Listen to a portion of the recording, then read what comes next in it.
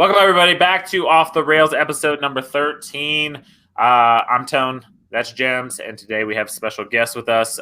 This is going to be the second edition of a Friends podcast that we have. So today we have on my guy, Ray, who is a veteran. I'm like, yeah, you're a veteran. He's an Army vet. And me and Ray met selling cars, and we do a similar job now. Although he can talk about it and I can't. So we'll see how that works out. And then he's also a huge Baltimore Ravens fan, as well as just Baltimore sports in general. And then he has a huge hockey guy. So plays for a disabled vet team called the Colorado Warriors. Is that right, Ray? Yeah, Colorado Warriors, yeah. Okay, sweet. Welcome to the show, Ray. Hey? Welcome to the show. Yeah, I'm here. What do we... Yeah, welcome, Ray. Welcome. Tone, I think I'm going to start when you say the stuff about your job and say you can't talk about it. Throughout the episode, I'm just going to drop brand names in the conversation where I can. The whole time. We've had some close calls already, so... You eat a lot of hot fries. We almost did a draft on something that I might put into certain things. So that's my job. So Gigolo. Tone's job draft. Yeah, dude, I've had a couple of them, so we could probably. I don't know if we could do 15, but So Ray was nice enough to come on the show. He's also been nice enough to listen to the show, which you should be doing if you're listening to this right now. Thank you for listening, and also you should just tell everybody else that you know to go listen to it. So, Jems, the first thing I wanted to talk to Ray about was his favorite football team just had a pretty big win in the playoffs. And since we're Lions fans and we don't know what a playoff win looks like, I figured we would get into this. Yeah. If you could explain to us what it's like to win a playoff game, see your team win a Super Bowl, have a quarterback be MVP. But I mean, I like Matt Stafford, so I'm not going to complain about that. Yeah. We had a running back be MVP. We've had that. We've had a running back MVP. Yeah. That's what we had. He throws the ball on occasion, but if we're going to win, it's going to take him running the ball. We're going to need 200, 300 yards on the ground. We have Marlon Humphreys, Stephon Diggs, and that's how we're going to beat them. We're going to run the ball and stop Diggs. Full disclosure, I bet on Tennessee to beat Baltimore. I would have too. I also have future bets on the Bills to win the Super Bowl, so probably won't be on the Ravens side this week. Jems had a bad beat the other day. He Snell in the Pittsburgh game. Snell didn't get him some receiving yards. So yeah, I had like an 8-leg or 9-leg parlay for $10 and hit everything else except for Benny Snell's over rushing yards, and his over rushing yards was 16.5 yards. He had 12 yards on 2 carries. One more carry, and I win like $900. Yeah, one carry. Yeah, basically one carry, him falling forward. Right. But I mean, that's what happens when you bet. Right. Yeah, I mean, it was only $10, but I feel like I lost. I feel like you're down 890 because of it. Yeah. Yep. Pretty much. Yeah. I had one. I had one the other week where it's like a 10-teamer, and it was like I put like $5 on it, and it was I think the payout on it was like $2,000, and I fucking missed by like 2. But like one of the games was like should have went the other way. It was a bad call. I was like, what are you gonna do? What are you gonna do? Gambling. There's a lot of bad beats. Yeah, that's why I don't bet a lot. People are like, "Oh, you're really in on that bet for $3," and I'm like, "Bitch, the payout's like $1,000. Like, go fuck yourself." Yeah, I play the lottery, but I don't expect to win. So $3 is the same thing, but you have an actual chance at winning. Speaking of that, you guys are speaking to. By the time this thing comes out, probably 600 millionaire. I definitely bought lottery tickets for tonight, just so you guys know. I have them. Just up to like 600 million. I gotta go do homework after this, and I drive right past the gas station, so I will get a couple Mega Millions tickets. Well, if you win something, you owe me because I just reminded you. Yeah, a studio warehouse somewhere. Damn right. Yeah, so that's the goal. That's the goal, right? We're gonna build a studio warehouse somewhere when we become super rich. Okay. Well, if I win, I plan on building a rink, so we'll just throw one on there for you. Oh, fuck. You heard it here. I'm holding Yep. you to it. Verbal is binding. Yeah, it's not even just verbal. There's video. Yeah, we got video evidence. Say it.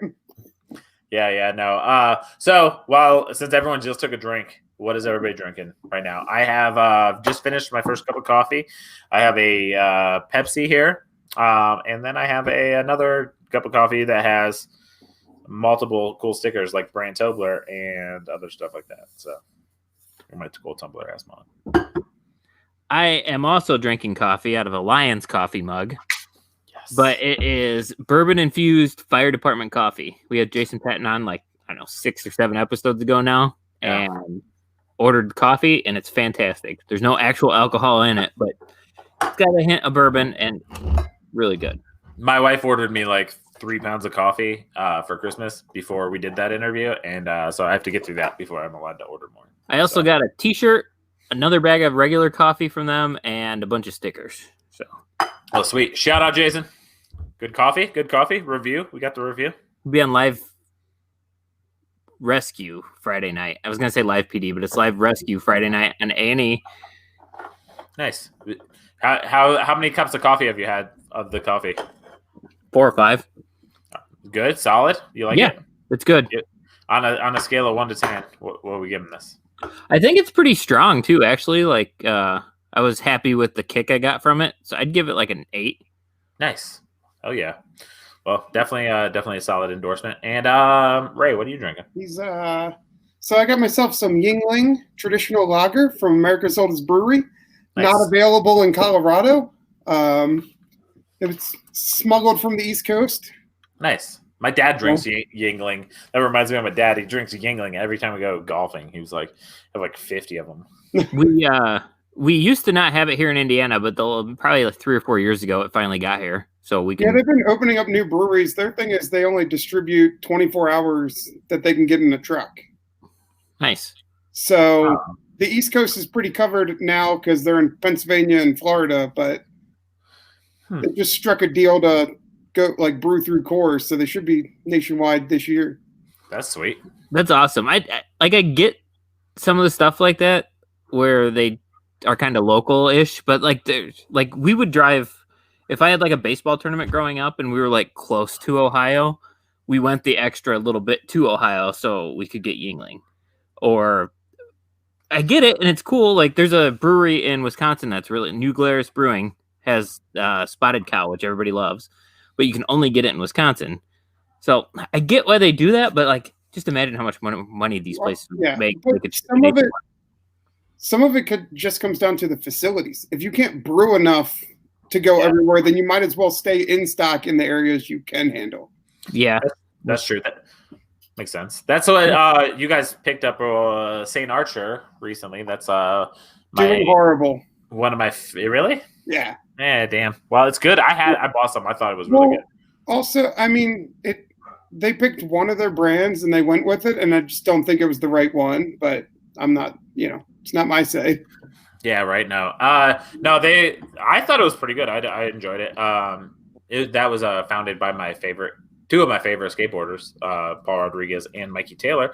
And I was pretty pumped that we finally got it here because for the longest time you could only get it in California, I think. So yeah. Speaking of skateboarders, you see the rough luck Tony Hawk side lately? No. What's going on with Tony Hawk? Nobody recognizes him anywhere. Oh well. He's old. That's why. I know, but he's routinely said to be that guy that looks like Tony Hawk when he's in public. Those are my favorite threads to read. Is when he posts something about that. It's hilarious. He doesn't look like a skateboarder though. Now, he looks like a dad. But he looks like Tony Hawk, just a little bit older. Yeah. But I think most people think of Tony Hawk younger. Yeah. That's why. But his son his son's gnarly too. His son's a great skateboarder. Yeah, Tony Hawk was just on Celebrity Wheel of Fortune the other day. I walked into my in-laws' house and they had it on, and everybody else was guessing the letters and stuff, and then they'd get one wrong. And Tony Hawk, the first 2 puzzles, he didn't even spin the wheel; he's just solved the puzzle. Well, that's a terrible way to play a game. You have to get dollars for charity. But he got $10,000. Gotcha. Okay. I was gonna say you got to get the money. That's right. gotta play the odds. Well, if you had to go on one game show that was shown on TV, what game show would you go? And so you could win the most, or what game show do you think you could go on to win the most? I don't know. I feel like I could do any of them, but I probably couldn't do like any of them. You watch Jeopardy and you're like, I could do that, and then could you actually, Dude, I tell you what, you put me on Teen Jeopardy, I'm gonna fuck those kids up. Teen Jeopardy, yes. I'm fucking those kids up every time. Adult Jeopardy, I'm getting like $2,000 if I'm lucky. Right, and that's if I don't buzz in every time and like, oh, I don't know that. Right.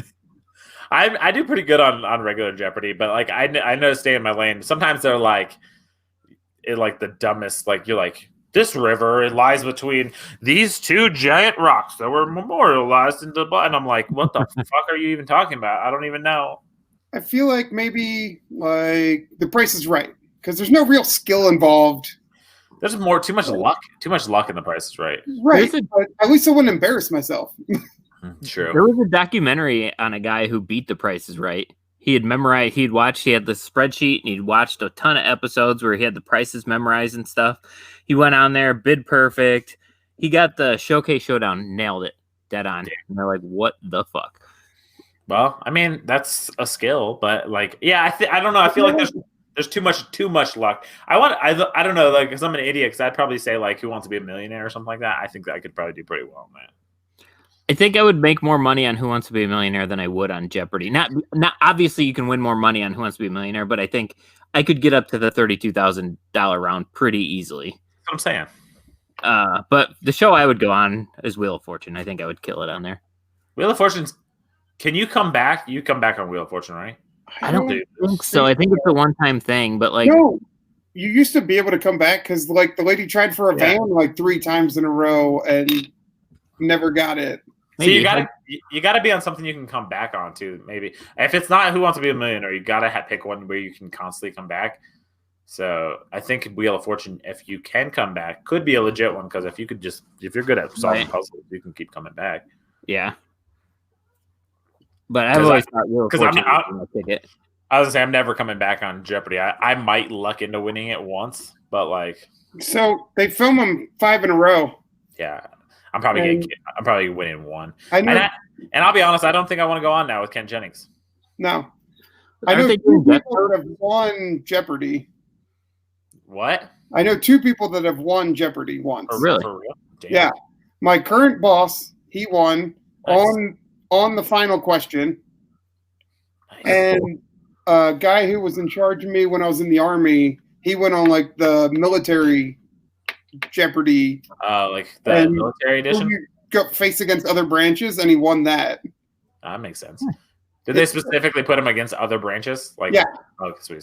So it's like him against a Marine and an Air Force guy. Like, and then the Navy was just like, hey, what's up with this, guys? I want to be on. Well, the Marines are technically part of the Navy, aren't they? Yeah, it says on their seal Department of the Navy. Yeah. They don't tell them that, though. Right. My dad always had the funniest joke because he was like almost 30 years Navy, and I'd be like, we'd always be on Air Force bases every fucking time because he was a communications guy, and it was like, I was like, Dad, we've only lived on like one Navy base ever, and he was like, yeah, and he's like, we've been on the Air Force base a bunch. I think we've been on an Army base. He's like, yeah. I was like, wow, where's the Marine base? He goes, every place has a Marine base. You see that jungle gym over there? That's. He's like, that's the Marine base right there. I was like, damn, Dad. My dad said he used to fuck with the Marine guys. Like, he's like, they'll just line up in lines. Like, that's just their, like, he's like on the ship. He's like, you just get like 3 of your buddies and you just go make a line. And the Marine guy will be like, oh, I think I'm supposed to be in this line. And then they'll just get in the line. And he's like, then you get like 3 or 4 of them. And then he's like, you just walk away. They probably hang out for like half an hour until they realize that they shouldn't be there. He's like, there's a line for nothing, literally. One of my best friends who listens, he's a Marine, so he'll enjoy hearing that. Or was a Marine. I guess always a Marine. I don't know. Our last guest was a Marine. So yeah, Todd. I hope he listens. Hey, so yeah. So I mean, I have respect for anybody who served for us. I don't really care. And the way it works is, we give each other shit here, but when you're deployed, you're all on the same team. Like there's no, there's a little jabbing and stuff, but if you're doing something, you're on the same team. Right. Yeah. If only our country could be like that most of the time. Yeah. This is a little off topic, but I thought it was pretty neat. HBO Max just sent me a notification on my phone that a new movie is coming out in 2021 starring Denzel Washington, Rami Malek, and Jared Leto, where two cops hunt down a serial killer. And it looks like Jared Leto is the serial killer. Yeah, no shit. It's going to look awesome. It worked into your draft. The second you said Jared Leto's in it, and then you said they're a serial killer, I was like, Jared Leto is a serial killer. Yeah. It works into your guys' draft. Another Denzel shooting people movie. Hell yeah. That was my pick, by the way. Yeah. Yeah. For real, though. No, those crazy is Jared Leto is like a really underrated actor. And singer. Yeah. I've met him in person. It's very strange. He's a small man. Really? I pictured him as like 6'2" and like 170 pounds. He's not that big. They just surround themselves with even smaller people when they're like that, and they're the most famous one in the movie. That just made me feel, and now I'm going to have to look up how big Jared Leto is, but he was small. He was a very small guy. I thought so, at least. But I mean, a guy that you guys talk about all the time is really small is what's his name? 5'11". He's taller than I am. I mean, then he must have been like really anorexic then, because he seemed very small. Because I'm 6 foot, so like he was like yay big, I guess. And then, but he must have been like, yeah, he was probably like 100. I must be tiny. I'm 5'10". I'm tiny to you. Yeah, that's what I am. Yeah. Well, when we were talking about doing this podcast, Ray was like, I don't even know what Jems looks like because I only listen. And I was like, he looks just like you. He's a generic white guy. So, and that's basically right now, if you are watching, I don't know where the boxes are going to be, but me and Jems are usually on the same level. But if you smash me and Jems together, you basically get Ray. Yeah, that's probably about right. Like, yeah. It would be even better if I still had my mullet that I cut off a month ago. Legit. Yeah, he's got some locks. It's not mullety, but he's got the Jared Leto haircut. Yeah. Hockey hair. You gotta have flow. Hockey hair. So, Jems, have you ever played hockey? On the gym floor in elementary school, but no, I've never played it on skates. Fair enough. You were about to ask something before I interrupted with that question. I don't remember his name. You were saying we talk about somebody. Yeah, Joe Rogan. He's really short. Yeah, Joe Rogan looks tiny. That dude looks like he's jacked. He's just 5'6". Like I met him. They had a UFC event in Denver, and I went up there, and they did a stand-up, and he stands after the show and will shake hands with everybody on the way out the door and get your picture and whatever. So we waited. I got my picture, and I'm like, and he's, way shorter than I thought he would be. But it'll fuck you up. Yeah. I don't know. I might be able to take him. My favorite thing is when I listen to the Joe. I haven't listened to the Joe Rogan podcast since you went to Spotify. Cause I like watching on YouTube. Fuck that shit. You can't. Do you watch it now on YouTube? It's not on there anymore. I don't think. I think they can only do clips. So yeah, I don't do it either. Yeah, I don't know. Like, I go through these phases because I think Joe Rogan has like these weird phases in his life, and sometimes like the phases do not line up to anything I want to listen to, and then sometimes like it's like 10 in a row that I'm like, oh, I love those, but like, I don't even know where I was going with that, but I have no Spotify.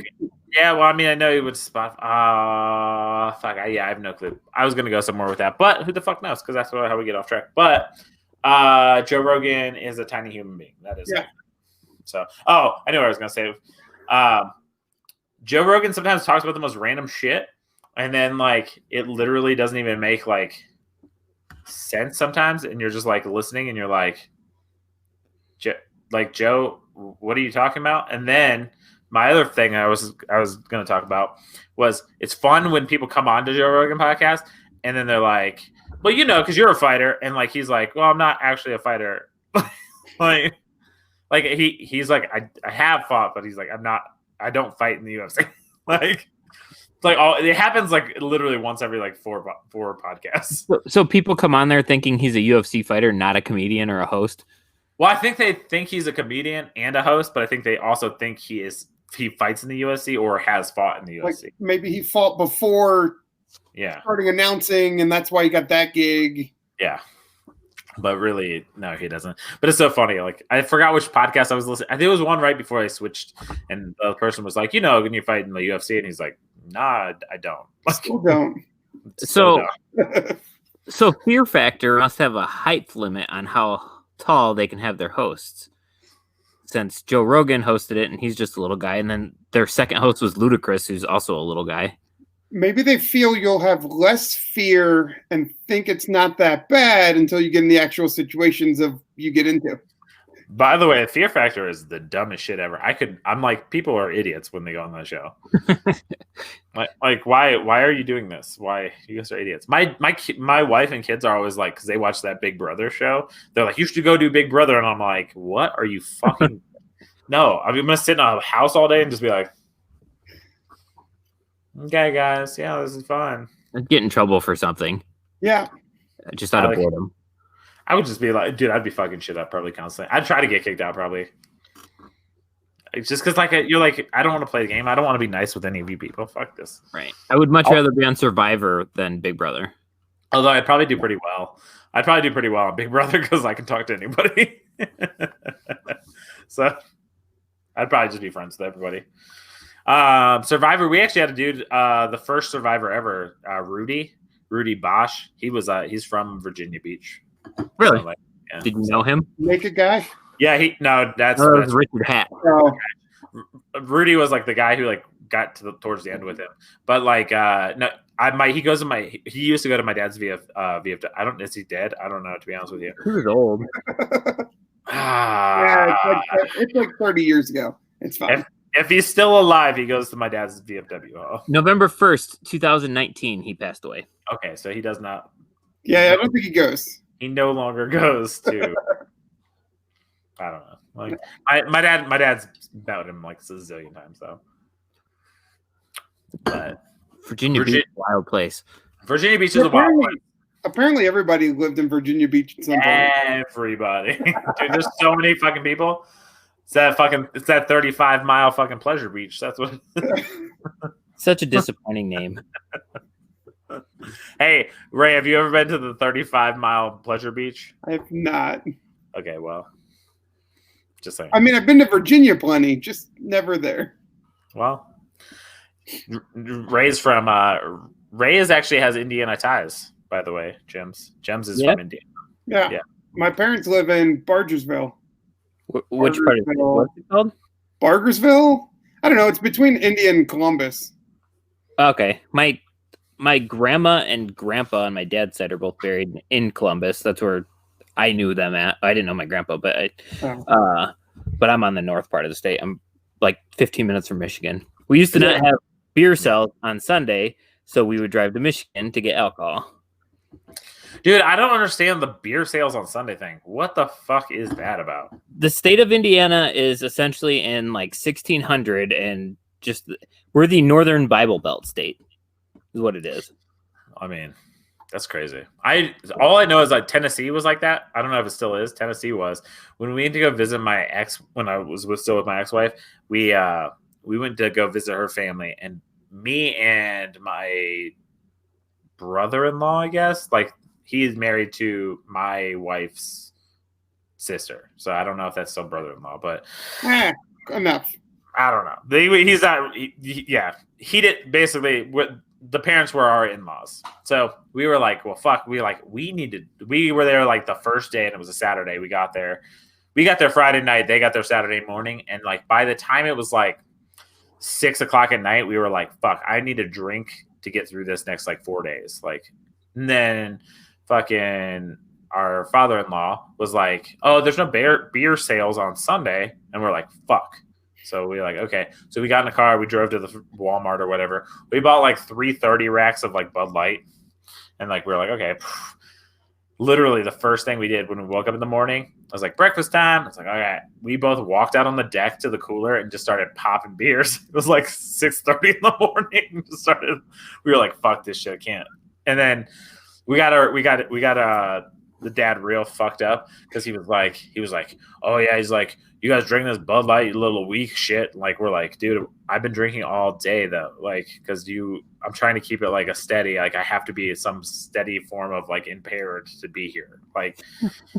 And then he was like, oh, I'm gonna drink this moonshine, and we're like, okay, like we bought some moonshine too. Like, you want some of ours? Because we did buy some moonshine. We bought 2 of them. But then we were like, the first one, we were like, this is dog shit. Like, we bought some terrible ass shit. So we dumped it out because it was fucking terrible. We filled it back up with water. So then me and him started taking shots of water. And we're giving the dad shots of moonshine. And we're just like we're like 4 of them in. He's like, he's like, I can keep up. And we're like, you're going to be fucked up. But that was a fun drinking story. I wonder how many unnecessary DUIs have happened at like 2:30 in the morning on a Sunday because people in Indiana or Tennessee are like, oh shit, we got to go get more alcohol before they stop selling. Otherwise, we won't have beer tomorrow to drink. I bet. Yeah, I don't know. I think you definitely have to stay stocked up if you're in a state that cuts off your sales. But like knowing that, what? Unless you can go on base. Yeah. Yeah, yeah, that's true. We plenty of times knew that we couldn't get beer on Sunday, but it seemed like we never planned ahead. It would be like the 2:00 run to Walmart and get beer before we can't. Or there were times where it was like Sunday and we're like, well, fuck, we finished what we had. Let's go to Michigan. Let's go to Michigan. Shit, dude. Yeah. You're like, fucking can't get beer, can't get Chick-fil-A. What the fuck are we doing here? Can't go to Hobby Lobby. You can't do half the shit. Can't. If you were in the state of Colorado, Jems, on Sunday, you can't buy a car. I don't think you can in Indiana either. I don't know. So if I learned the other day that was tied in with the liquor law. Oh, really? For whatever reason, they were like the same department.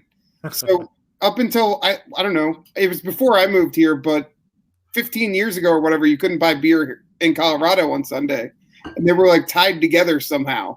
That's so stupid. Yeah. ATF, the C is silent, so it's alcohol, tobacco, firearms, and cars. I mean, makes sense. I mean, it was nice knowing you had Sunday off. Yeah. So the reason I segued that was because me and Ray sold cars together, and I actually trained Ray, which is where we met, and yeah, it was nice not working Sunday. But the problem is that you only had one other day off a week, and it was Tuesday or Wednesday, and that reason you have that off is because you were split into 2 teams, A and a B team, and then one team had to work the full day open to close on the other day. And that means after 12 hours, when you're getting ready to leave, if somebody walked in, you could work 3 or 4 more hours and still not make any money. Yep. Yeah. No. Yeah. So I do find it very strange. I did the math the other day because I found some of my pink stubs of the sales when I was moving some stuff. I don't know why I still had them, but I sold like 97 people a car in like 6 months. And I'm like, there are 97 people are driving around right now with a car that I sold them. It's got very strange. I need a button that can be like a humble brag button for Tone. Sometimes he'll drop the cool stuff he's done. And I just need to be able to hit it and be like, humble brag. No, the coolest thing I ever did though while I was at the car, I had 2. I made a shit ton of money on one car sale, like a ton of money, like a ridiculous amount of money, and which didn't happen very often. And then the other one was I sold 4 cars with no voice one day. That was pretty impressive. Did you try to do silent car sales again after that? Even like when you could talk? I should have. I got really lucky. Like somebody came in and bought 2 cars that I kind of had already set up. So I was like, sweet. And then I sold somebody a truck that had no voice, which kind of you're like, it's weird because they're called ups. You go take an up. Like if someone just walks on the lot, you're like, it's kind of like who's up next or whatever, sort of. So you go take it. And I'm like, hey, do you need a car? And they were like, yeah, I was looking for a truck. And I was like, I can put you in that direction. And then I pointed them in the direction. By the way, I have no clue how the car sales are working right now during COVID, but because you are definitely in close proximity, and I don't know, but I'm sure they're still happening. But yeah, so I walked them over to the car, got the key, took them on the test drive, and I had the best test drives, I think. Well, I know some people got high with their people on test drives. I didn't do that, but No. Second best test drives. But I was just like, dude, I was like, I'd take them up to the highway and I'd just be like, floor it. I don't give a fuck. I used to take them off-roading in trucks. Yeah. Just take them to somewhere and just let them drive through some dirt, and then they're like, "Oh, it drives on flat dirt. I'll take it." Yeah, people are stupid. Yeah, it's crazy, dude, and it's nuts, dude. The car business is very strange. The people that you rip off the most are the people that love you, and the people that barely you could make no money on them, and they will be the ones that complain. Really? It's a wild shit. Yeah. Like, what are the ranges of commissions from? Like, is it like it starts at a certain amount and then whatever way you move the... So Jems, be prepared to be like, holy fuck, that's the worst job ever. Okay. So if you sold a brand new car, you got $100. Now, hope to God no one else even helped you in any kind of bit, or else you had to split that $100 with them. So then you're making $50. And that even takes, they sent one email to the web people who responded, yeah, we have those. And they come in and you get them and they never say anything. If they find out they came in, you're giving them $50. Wow. Yeah, it was fucked up. So that's usually the first question when you go. You're like, hey, can I help you with anything? They're like, I'm looking for trucks. Be like, oh, have you spoke to anybody here before? But like, you try to clear that up, but every now and then their customers are idiots. So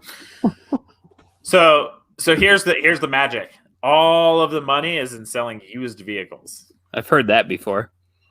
So, especially if you can steal the trade and you can take it in very cheaply, because then it's like a twofer. You're going to get more commission on yours, and then you can sell that other one, hopefully for some more profit. So, yeah. So the biggest commission I ever made was $8,000 for one sale, and the smallest one was $25.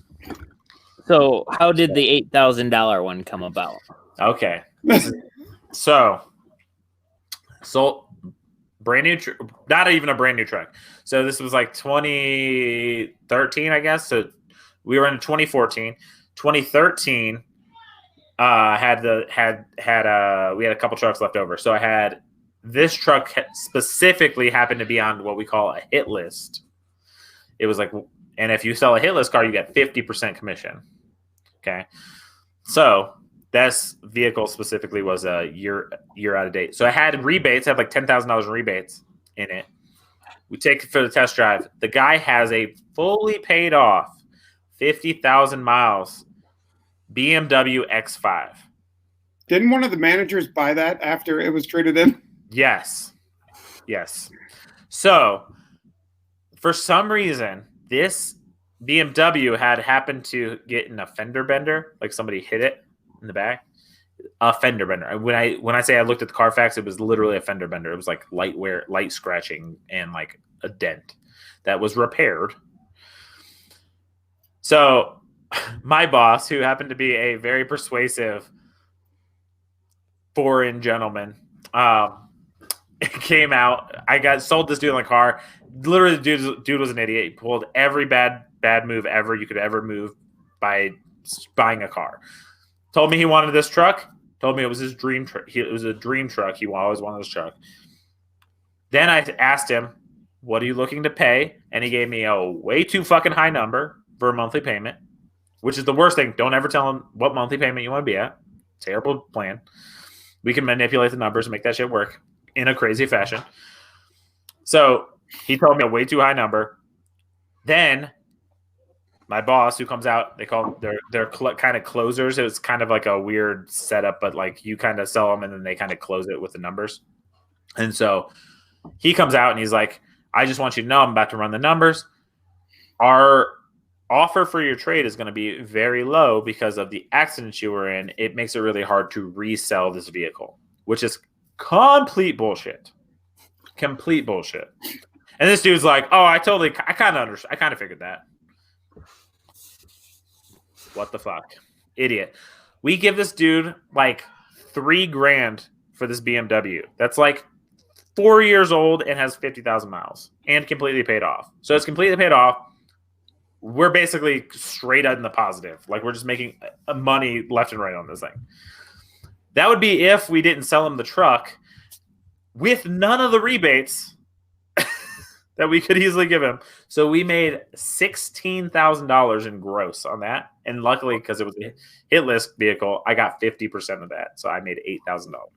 So the next time I need a vehicle, I will just come to Colorado and take you with me. Yeah. I mean, all you need to do is go in like a couple days before the end of the month and waste their time. Mm-hmm. And then they'll call you on the last day of the month. And then you go in and they'll give you a deal for like nothing. Yeah. Or you just show up on the last day of the month. Yeah. Like right before they close. But it's got to be, you got to waste some time. You got to be ready to put in a couple hours. Yeah. You're definitely going to put in like 3-4 hours. We did it with my wife's car.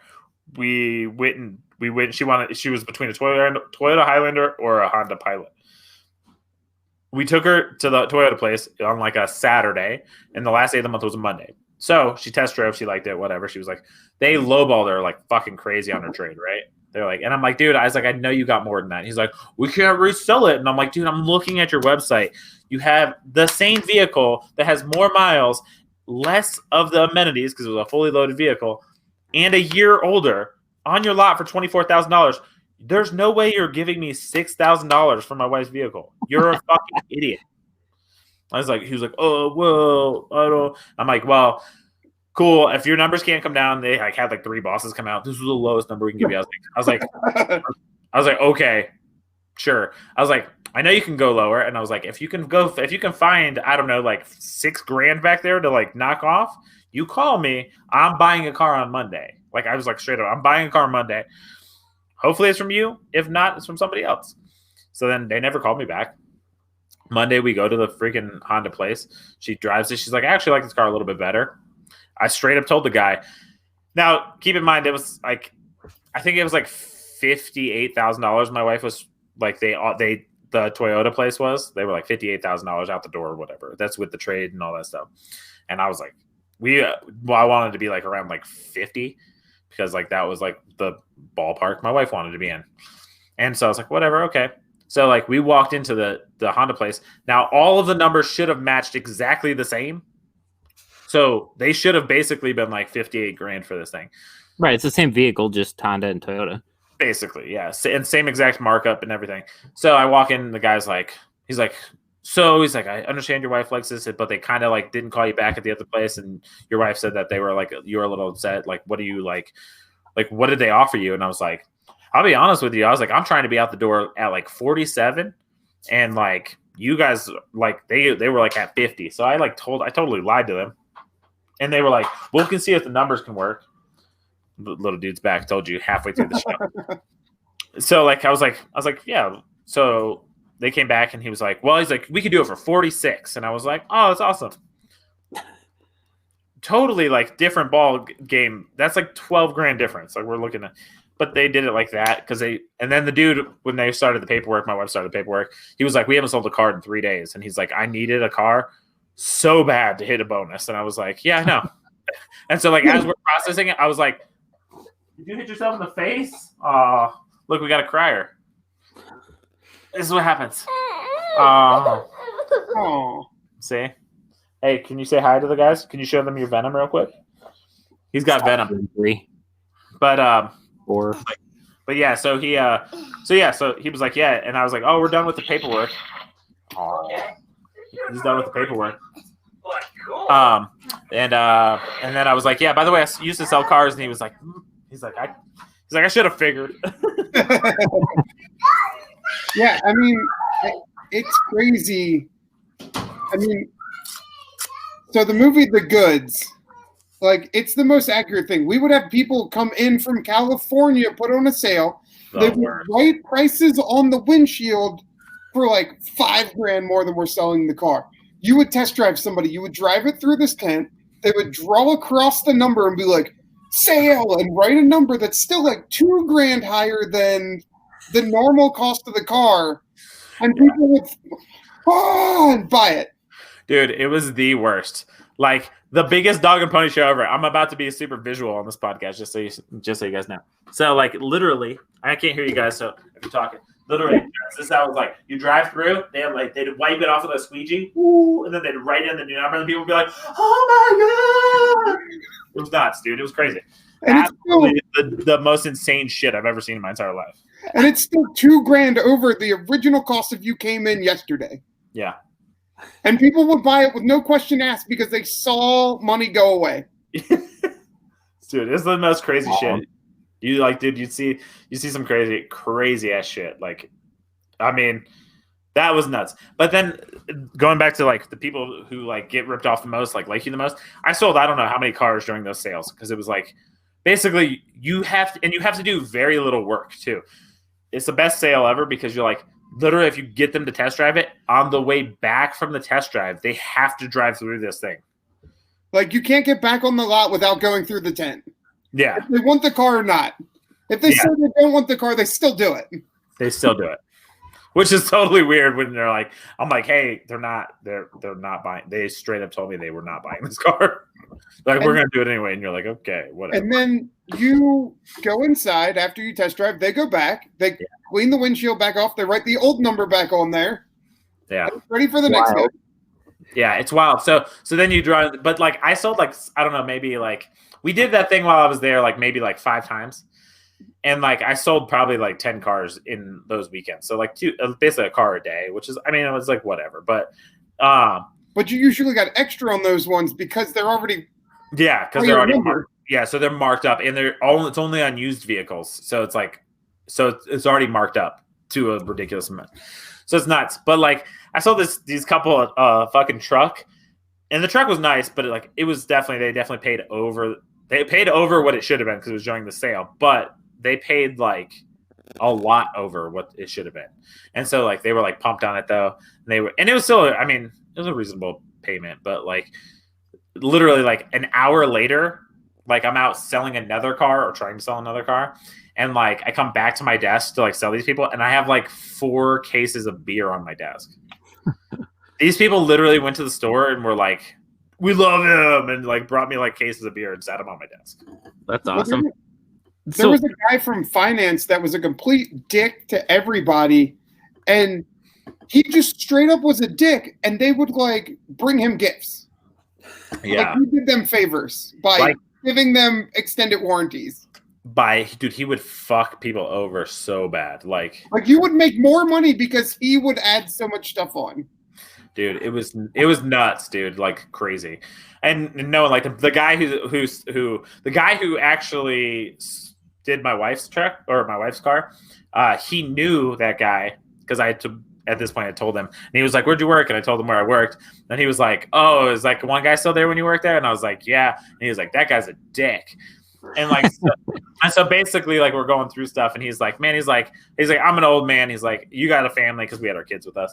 He's like, "I'm gonna give you these warranties," and he's like, "I'm gonna give you like," he's like, "It's gonna be super cheap and all that shit." And like, he's like, "I know you know what I'm doing," and it's like, you know, it's like real. And like, I'm looking at the numbers, and I'm like, "Yeah, no, it's a good deal." Like, super nice guy. By the way, the place is super nice. But yeah, we like Hondas here. The last 4 vehicles I think I bought from a lot have been Hondas. They're not bad. Like, and like they did a really good job. But this dude that specifically in finance that was a dick. I remember during one of these sales, right? Because these sales would go late because, like, for some reason, they would send out mailers and shit, and people would just bring them in. It was like it was mailers. Yeah, exactly. Is there ever actually a grand prize winner with those? There is one that's printed. They don't know if it actually gets mailed. Yeah, there is a winner. It has to be a winner. I talked to one of the dudes. There has to be a winner, or else it's fraud. So yeah, it's a window thing. But they can mail it to an address that doesn't have someone living at it. Or they could just mail it out because they mail out to the whole city. The odds of that person coming in are very slim. Have you guys ever had one show up when you were No. They're probably when that happens, they're probably like, fuck. Well, they have insurance on it. It's all an insured thing. So they don't pay anything. They pay $200 upfront for every one of these events they do. Yep. If somebody happens to win it, the insurance company pays for it. Yeah. That's wild. It's wild. It is a wild situation. But so the crazy thing about it is so then you add in all of that craziness. Dude, those sales are so nuts. You're just like looking at people and you're like, don't do it. Like you're like, don't buy it. Just don't buy it. I don't towards the end, like I got to the point where like I think on the last time we did that sale, like we walked in, I don't know how many times. Like I think it was like 4 or 5. I sold a shit ton of cars though. I sold like 6 cars, I think, in that weekend. Hey, Jems, how about you be a professional podcaster, dude? Jesus. But during this, Jems might be getting an important call, and I feel bad. But during that sale, I sold like 6 cars, and it was all because I literally would get back to my table and I was like, "Hey, that's not the cheapest price. Just play hardball." Like, and I was like giving people the price. I was like, "This is what we were selling it for yesterday." Like, okay, like just go as low as possible. Well, sometimes me and you would try to do the right thing. We could actually find the car that fit exactly what the people wanted, was the payment they wanted, and you wouldn't even like lose money on it. And then they would come out and push them onto a more expensive vehicle that they didn't need, and half the time they walk out.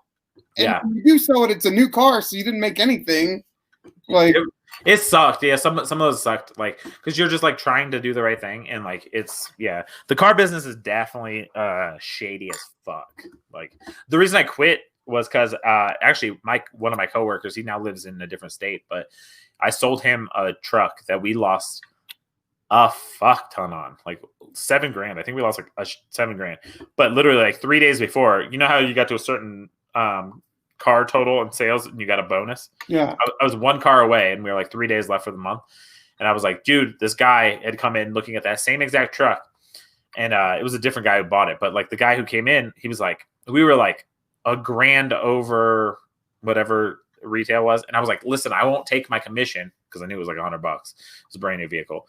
I was like, because I'm going to get like a $500 bonus. So I'm like, I would much rather sell this vehicle now and not take a commission and make $500 instead of. And they were like, we can't do that. And I was like, okay, whatever. Fuck this bullshit. Nobody the next day. So I'm like, fuck. I come in on my day off. Nothing. I was like, fuck. So then I'm on the last day of the month and this dude comes in and they're 1 car away from their bonus. And they just like, were like, oh, we'll give it to him basically free. Like, and I was like, dude, there's like a $9,000 difference between what you sold it to this dude for from what I was trying to get you to sell to the other guy for. Yeah, if it came down to them getting money, they didn't care. Yeah, they would lose money for them to get money. Yeah, so that's how I. Yeah, that's why I quit because I was like, I can't do this anymore. I think I quit the next month. I was like, you guys this shit's shady. Yeah. Jems, is everything okay on your end over there? I don't know. I accidentally shut my pager off when that tone dropped. I meant to turn it down so I could mute real quick and then turn it back up. So I don't know. And normally I get an alert on my phone. I'm not terribly. No, you're getting a call. We need to hear it live. It's like live. It's like live PD. No, I should have let it play. But there's 3 people checked in, so I assume it's a medical call. So if there's 3 people going, I don't have to worry about it. If there was like structure fire, I would be gone. Yeah, we had a trailer burn down yesterday. I was gonna say I'm waiting for the podcast where like you're like gotta go. This was the first time. Running out the door, still filming. This was the first time tones have dropped while I've been live. Yeah, right. No, for real. But yeah, so that was my fun story. I mean, but dude, the car dealership was weird, man. Everybody had like DUIs. Everyone had a DUI that worked in car dealership. I didn't. I think me and Ray might have been the only 2 that didn't have a DUI. Yeah. Like there was a manager who currently had the breathalyzer in his car. Because he bought a new car. He made me drive his old car to the place to get it swapped. Oh, really? Yeah. Was that after I left? I think so. Probably. I mean, I switched before you left to the back, right? I think I think you were switching. Yeah. I think I left like the week you switched, actually. So yeah. Yeah. So that same manager, by the way, Gems. This will be my last. This is the one with the blow starter, right? Yep. This guy. So I went to his wedding. I also went to his bachelor party. I barely knew him, but I knew him at this point, but I knew him enough that like they were like, I was like on the cusp. I was like, am I getting in the friend group? Am I not getting in the friend group? And I didn't really want to be in the friend group, but I was like, no. Also, I work with these people. Yeah.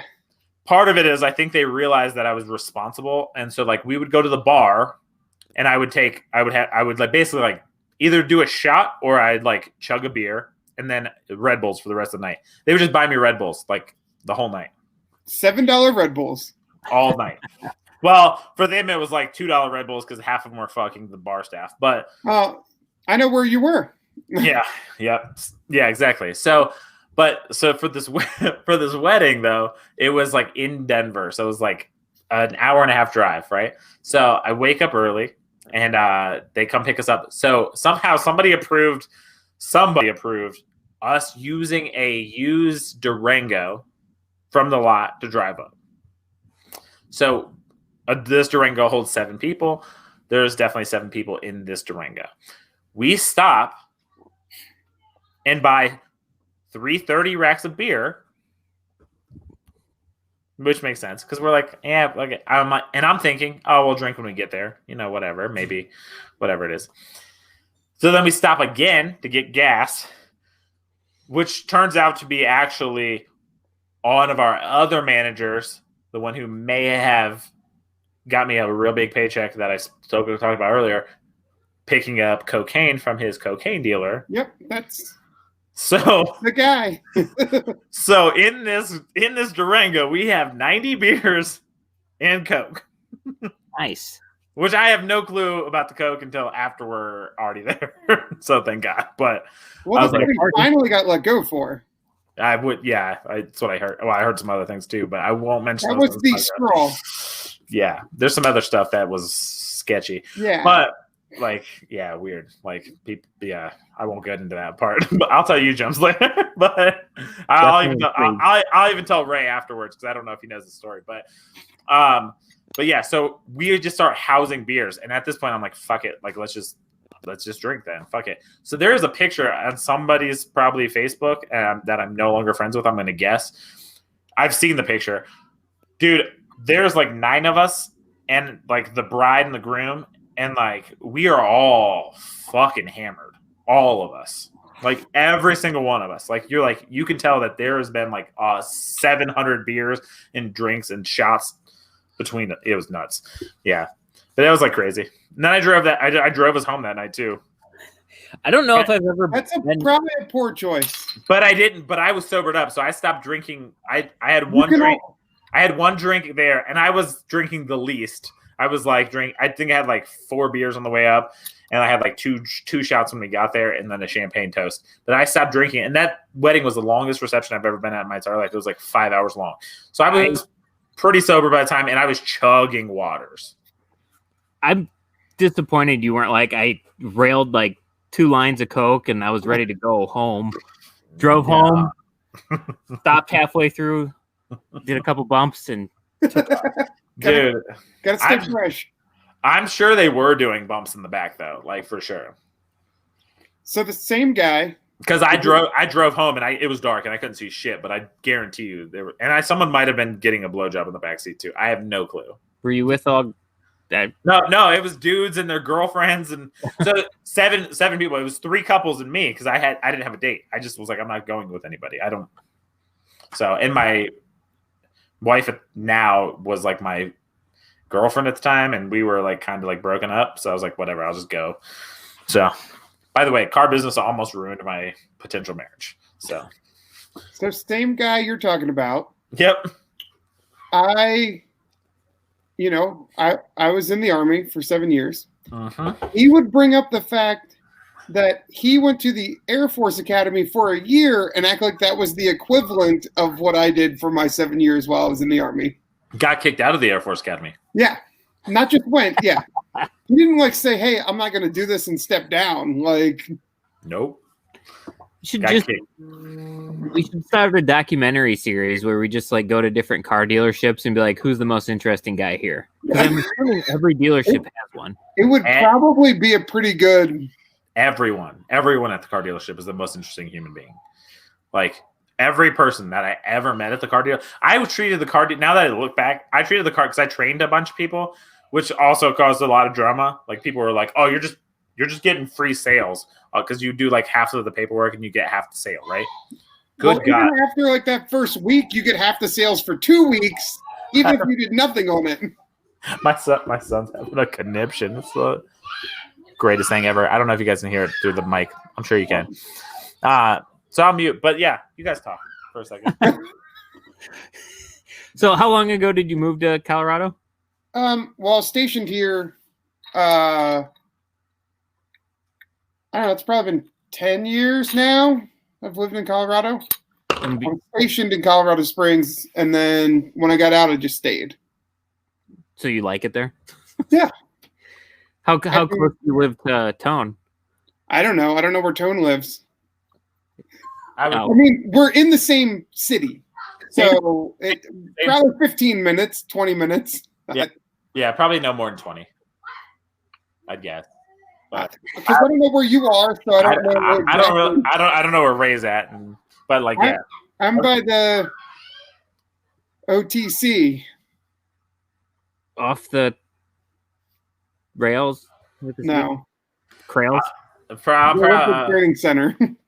I'm probably about 15 minutes. Yeah, 15. Yeah, we have the Olympic Training Center here, by the way, Jems. If you didn't know. Assume the Winter Olympic Training Center. No, so there's like 3 separate locations. It's just random sports. I mean, they have the basketball thing there. They have wrestling, running, swimming. Yeah. Do they have like a public bobsled course? You can like take a bobsled ride. That's bullshit. I think that's in like Washington. Oh yeah, that would make sense. I guess there's a lot of states where there's a lot of snow. Yeah. I think there's one in like Salt Lake City too, I think, but I don't know. Weren't the Olympics in Salt Lake City in like 2002 or something? Yeah. Yeah. It's wild. I have met Michael Phelps. My son is being a Baltimore. Michael Phelps. Is he from Baltimore? Yeah. So I know he had problems before he got in trouble in the Olympics or after the second Olympics he was in. Oh, you knew pre? Well, because he got in trouble. He had like a smaller issue. Then after the Olympics, he had like the DUI or with the bong. I don't remember which one. He had multiple things, but we heard about one like after his initial Olympics. Makes sense. And like the bong thing wouldn't even be that big of a deal now. Well, it still is for the Olympics, though. They still get tested for that. Yeah. But I saw him because one of the stores that I may do on my job is across the street from the Olympic or was at the time across the street from the Olympic Training Center. So the day after Halloween, so it was like the first day of November, early in the morning, I'm in this store doing the store, and Michael Phelps is in there buying chocolate milk and zigzags. So clearly, That store, I'm guessing, is the one that's like 2 blocks from my house. Probably, yeah. And if you know that store, it is not sketchy. I'm in Colorado Springs hood, not like real hood. But like you're from Baltimore, and that's like right. That's like the wire. Well, according to Investigation Discovery, Colorado Springs is very hood. What's his name? Was that the Walmart thing? Joe Kenda. Do you know who Joe Kenda is? He's a detective. He's a detective, and he solved like 300 murder cases, but every one is based in Colorado Springs. So I was like, Jesus Christ, Tone, what area do you live in? And he has a show though, Ray. So if you watch the show, it's like reenactments. Because somebody was like, my sister-in-law was like, "Oh, I met Joe Kenda," and I was like, "Who the fuck's Joe Kenda? I don't even know." I have no idea. And then apparently he's like super famous, like, but I have no clue who he is. But he's from here, like exactly here. So if you watch the show, everything is a reenactment of people that he like put away. So it's like, hey, this driving down Nevada, and I'm like, oh, I do that at 7-Eleven right there. Then they're like, 3 girls got murdered in this parking lot when this guy just ran through and just macheted their arms off, and you're like, oh, okay. Yeah, but has he been the only homicide detective in Colorado Springs for the last 30 years? Like, he's the only one solving cases. That's for damn sure. Yeah. Because I remember when I was a kid growing up in Baltimore, like, I remember there was the big old blizzard in like 98 or something. And there was like 10 days without a murder, and people were celebrating. Wow. Like, it's, you know, because Baltimore averages like 300 years. So essentially one guy gets murdered a day, you know, here or there. Hey. We like to be equal opportunity. It's not just guys, okay? All right, Ray? Murder day. I was talking about The Wire. Like, no, but isn't it something like Chicago has like 30 a day or something like that, don't they? Chicago's wild. It can't be. Something. It's 30 a day. It's something like astronomically high. Yeah. I'll Google it. But I know at one point Gary, Indiana was like the murder capital of the United States. Maybe per capita or something, but it can't be overall. Isn't Gary, Indiana, where Michael Jackson's from? Yeah. Yeah. Makes sense. Gary's weird. They stay on a different time zone. Dude, it's places like that. Arizona's like that. It fucks me up every time. But Arizona's like whole state is on a different time zone. Yeah, but it's weird. It's weird when they're like in one time zone and then they're in another time zone. So it's Arizona's like Michigan? Does Michigan doesn't change? Michigan's always an hour ahead of us, but like they're like the whole state is just on the Indiana split. We only have a little bit, but then like just Michigan, Gary, though, isn't it? Huh? Isn't it just Gary? What? That's split from Indiana? I thought that was the only central time zone. No, we got 3 counties here, at least 3 counties up north. I'm one of the central time zone counties, and then there's like 2 or 3 down south. Dude, this shit always fucks me up. So I always think about this because when you drive, so when I drove here from Virginia Beach, you go through Tennessee, and at one point in Tennessee, there is a town that goes from one time zone to the other time zone. So I'm like, what if you live in one time zone, but you work in another time zone? You better pay attention to your clock. How fucked up? My brain would fucking explode. Well, let me tell you about high school. So half of our high school was in St. Joseph County, which is Eastern Time, and the other half was in LaPorte County, which is Central Time. Wait, like the same building? Same building. Our school was in Central Time. Our high school, our middle school, and 2 of the elementary schools. But the one elementary school was on Eastern Time. The rest of us were on Central Time. And so like you'd have kids trying to figure out plans like after school. Like once you get in the middle school and junior high, I keep fucking saying middle school, but we were junior high. We had 7th and 8th grade. School. It's junior high. We were in 7th and 8th grade. Yeah, that's middle school. Wait. Middle school is wait. Yeah. Middle school. I know this because I went to a junior high and a middle school because like we moved. So like yeah. So like I got fucked. So I went to elementary school like kindergarten through 6th, and then we moved and fucking junior high was 6th, 7th, 8th. So like everybody else had already been there, and I was like, fuck yeah. I went to middle school, and it was 6, 7, 8. Yeah, we were junior high, and we were 7th and 8th. Now it's a middle school, but like I don't know. But it bothers me that I call it middle school now. When I was in junior, I don't know. When I went, it was middle school for me. So I think it's just the areas. We were kind of a smaller school, popping soda and shit. Yeah, but so like making plans after school would be like, are we going on? We would either refer to it as school time or town time, because I don't know, or the more basic version was fast and slow time. And so if you lived in part of the town where it was like, was it later or earlier? Like so, like was the school on the time? The school was on Central, which was okay. Faster? I guess that's the better one. Fast time would be Eastern Time because it's an hour ahead. So the school is an hour behind. So there were people that lived in Eastern Time and people that lived in Central Time. Yes. Okay, so like if you were in Eastern Time and you woke up at 6 o'clock, but you didn't have to be to school till like 7 o'clock, technically it was like 7 o'clock or 5 o'clock where you were at. So you had like 2 hours to go to school. I guess, yeah. I think school started at 7 14 or some odd time like that. So No, you could. I So think you it's could. the opposite. I think you could wake up certain times and get to school before you woke up. Yeah, you could wake up at 7 o'clock Eastern time and then be to school at That's fucking wild. By the way, I don't understand how that shit works. Doesn't make any sense. By the way, I always also have this random dream, and then I went there, and it was a complete dud. I don't know. Have you been to the Four Corners at all, Ray? I've heard it's the worst tourist destination in Colorado. It's dog shit. Like, you would think it would be something really cool. It's a cement block. It's a sidewalk with a little metal plaque in the middle. And then all the way around is like just these little like shacks that are like open. So like if I guess when it's popping, I guess people are selling jewelry and shit. But no, I don't know. It's wild. Is there like somebody set up selling pot on the Colorado side and then probably, dude. If I was the cops and I knew there was different laws, I would just fuck people up there.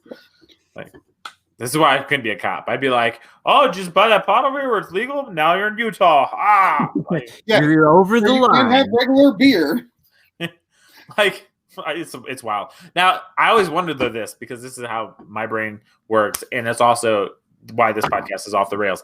So, if you could get real fucked up if you were a criminal there. Obviously, you should go to jail if you kidnap somebody anyway, right? But like, what if you're at the Four Corners? You kidnap a kid in Colorado, walk 3 steps. Now you're in Utah. You just committed a kidnapping across state lines. That makes it. Is it federal then, or is it federal before that? You're also going to jail for more time when you get caught because there's transportation involved. Right. But how fucked up would that be if like literally somebody caught you there? Like you make a bad decision, try to kidnap somebody. You should be in jail. You should be in jail anyway. But you like the comedy of errors of like you get a kid for like 4 steps and then they tackle you, but you're in a different state, and you have like you're just like, hey, I guess I'm going to jail forever. Good. I think that might be like a lifetime. I think you might. That's a lifetime movie. I mean, you shouldn't. Yeah, probably. It's probably a lifetime movie. Dude, that would be the best lifetime movie ever. They're all exactly the same. My mom used to watch them when I was a kid, and I would watch them with her, and they're exactly the same. That's how the Hallmark Christmas movies are. Hallmark Christmas movies are all the same. All of them. Does your wife eat those up too? Because Taylor constantly has them on. Yeah, the more you talk about your wife, I think me and your wife would be best friends. We'll find out when we have our warehouse studio. By the way, Chicago, I found a news article. December 1st, at that point, they had 700 murders. So like only 2 a day. That's a big difference from 30. It's only 1/15. Yeah. Maybe it was 30 in a month. Maybe I was thinking, I don't know. I don't know. But because I thought at some point, what's the murder capital of the world? It's got to be Chicago. It's probably somewhere across the pond. It wouldn't surprise me if it was Detroit. Well, I know. I know. DC right now. I was gonna say I know. At one point it was DC. I know. 2020 murder capital of the United States is New Orleans. By the way, I think we became a true crime podcast. We talked about like kidnapping and murder. I mean, we can go start catching people. We can find that guy. He lives here somewhere. For sure. Okay, I need to dig into this a little bit more because I'm getting conflicting Googles. Okay. Well, there's a difference between per capita and overall numbers. Yeah. I guess. Like, yeah. Well, you could have a town with like 1,000 people. One of those towns in Wyoming that has like a population of 7, and they had 2 murders, and they're by far the most. Right. Yeah. Dude, what happens like if you go on a crime spree in like a city of like 56 people and you kill? Sounds like St. Louis. So that makes sense. St. Louis. East St. Louis, yeah, that makes sense. Which is Illinois. Does that include the whole St. Louis or part of it? East St. Louis is a separate town. But the numbers would go up more if you included the whole St. Louis. It's a whole different state. It's a whole different state, yeah. But I'm saying the numbers would be worse. St. Louis is worse than it appears, and it already appeared to be worse. Dude, yeah. East St. Louis is rough, though. Dude, like... Hey, I mean, none of their players have been accused of murder, though. What are you talking about? Are you talking about the Ravens? Yeah. I'm pretty sure like St. Louis. No, that's Kansas City. I was gonna say there was a couple years back where like some dude like murdered his girlfriend and then drove to the team facility and shot himself. I think it was the Kansas City Chiefs. See, but that was a brain injury. Could have been Ray Lewis. I think. I mean, yeah. I mean, but Ray Lewis didn't murder someone. He paid his driver to do it. Is that what it was? Hey, allegedly. Yeah. Allegedly, okay? Sorry. Gotta cover ourselves, allegedly. Yeah, I mean, if it were to happen, that's how it did. I mean, makes sense. Top 5 list from neighborhoodscout.com of murders per capita in the United States. All right. Coming in at number 5, Baltimore, Maryland, murder rate 0.59, so 11.8 times the United States average. Number of murders 348. So you guys are almost at one a year, one a day. These are the 2020 numbers because this is article. That's after old Martin O'Malley left because he had it down below 300. It was at like 297 and they celebrated. That's wild. Fucking wild. 4th, Tone, you might know this town because you probably live there. Petersburg, Virginia. Petersburg, Virginia? Nah. I don't know where Petersburg's at. That's at 0.65, so 194 murders. I'm gonna Google where Petersburg, right outside DC. which is probably where like people from Baltimore go to kill other people. They just catch the subway. Number 3 is St. Louis, Missouri at 0.65, so tied with, which is 194 murders. 2, Gary, Indiana. Nice. Yeah, 45 minutes. Both represented. Yeah. They only had 58 murders, but that's 0.77, which I assume this is per 1,000 residents. Well, did you hear that? There might have been gunshots in my neighborhood. By the way, Petersburg is between Virginia Beach and Richmond, shockingly. Makes sense. Well, they only had 19 murders. So what was that one? Petersburg? Only had 19 murders, but that was that could be one dude having a real bad day. That could have been like a riot or something. And then number 1 is East St. Louis, and they had 36 murders. So East St. Louis has the top 2 of the top 3. They're pretty represented. Yeah. And Gary is essentially Chicago, just on the Indiana side. Right. Yeah. There's a song about how nice of a town Gary, Indiana is, like from the 50s. Like it was a hopping town. Yeah. Okay. I feel like Gary, Indiana is a town where like there was a lot of people working in factories that lost their job and then they all went nuts and killed each other. It was the steel mill, like where I work now. Like the steel mills were built in Gary, Indiana, and along the coast of Lake Michigan. And then I don't know if one went under or what the hell happened. It just turned to shit.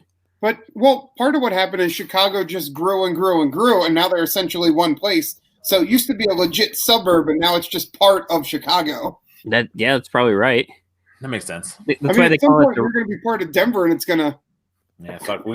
Dude, it's getting close. Dude, Colorado Springs is growing like crazy. But they never grow up. Everything's out. Like no buildings get tall. Everything's just built out. Yeah, it's gonna be a clusterfuck here for sure. In 10 years, it's gonna be nuts. Yeah, it's gonna be nuts. But yeah, so I mean, that's murder, that's kidnap, that's yeah, I don't know, man. Like, yeah, weird places like that though. Always like that time zone thing and like the state borders things. That thing always like trips me out because I'm like, I was looking at a map the other day and just looking how straight some of the lines were for states, and I was like, how did they do that? Colorado's just a rectangle. They just got bored.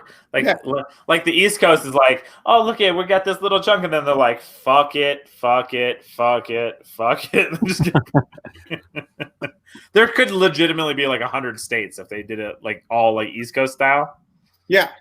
Like, I mean, yeah, probably more than that even. Probably. Some of those East Coast states are pretty tiny. Yeah. We could have whole states with nobody in it if they did it East Coast style. Dude, everybody's moving to Wyoming though now. Apparently, I love Wyoming. Kanye lives there. Apparently, Kanye's Jeffree Star. Kanye's mistress lives there. Mistress. Did you see that 1 Minute Man video that KFC made about it? No. It was hilarious. Dude, I'm gonna have to check it out. Dude, that whole thing was wild though. Like, Kanye apparently cheated on Kim with Jeffree Star, who was a male, female beauty guru. Like that. Yeah. I don't know what Jeffree Star identifies as, and I don't want to. They're all that's completely out of my wheelhouse. I have no idea on any of them what they. Man, you definitely know who Jeffree Star is because I know you were definitely like a Warped Tour kid. I bet he did have some music, didn't he? What was he in then? What he was Jeffree Star, pink haired dude who is also like a lady. I remember accidentally downloading something from him, trying to download something else. Yeah, no idea. Okay, hold on. I'll bring up a picture and put it on the screen. Actually, hold on. Let's see if I can actually do this. I can probably do this. Let's see. You might be the first on-screen graphic we have ever. Okay.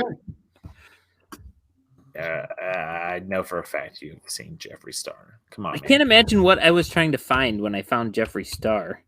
I don't know for sure. Okay, I'm gonna do it the other way. I'm just gonna Google it on my phone. Makes more sense. But yeah, you're gonna be like, oh, maybe, or you'll be like, what the hell's wrong with you guys, and why do you know who Jeffree Star is? But one of them two. I mean, I don't know. It makes a ton of money though. Bad that I just now realized I could full screen this thing. Yeah, I never full screened it either. Not even remotely looks familiar. Really? Yeah. Did you ever watch Kat Von D's tattoo show? She was. Nope. I was gonna say Jeffree Star was on that a lot too. Nope. She just bought a house in Indiana. Why? Who? Kat Von D? That's random. She's restoring some old house down in the Ohio River. I believe it. That sounds like something she would do.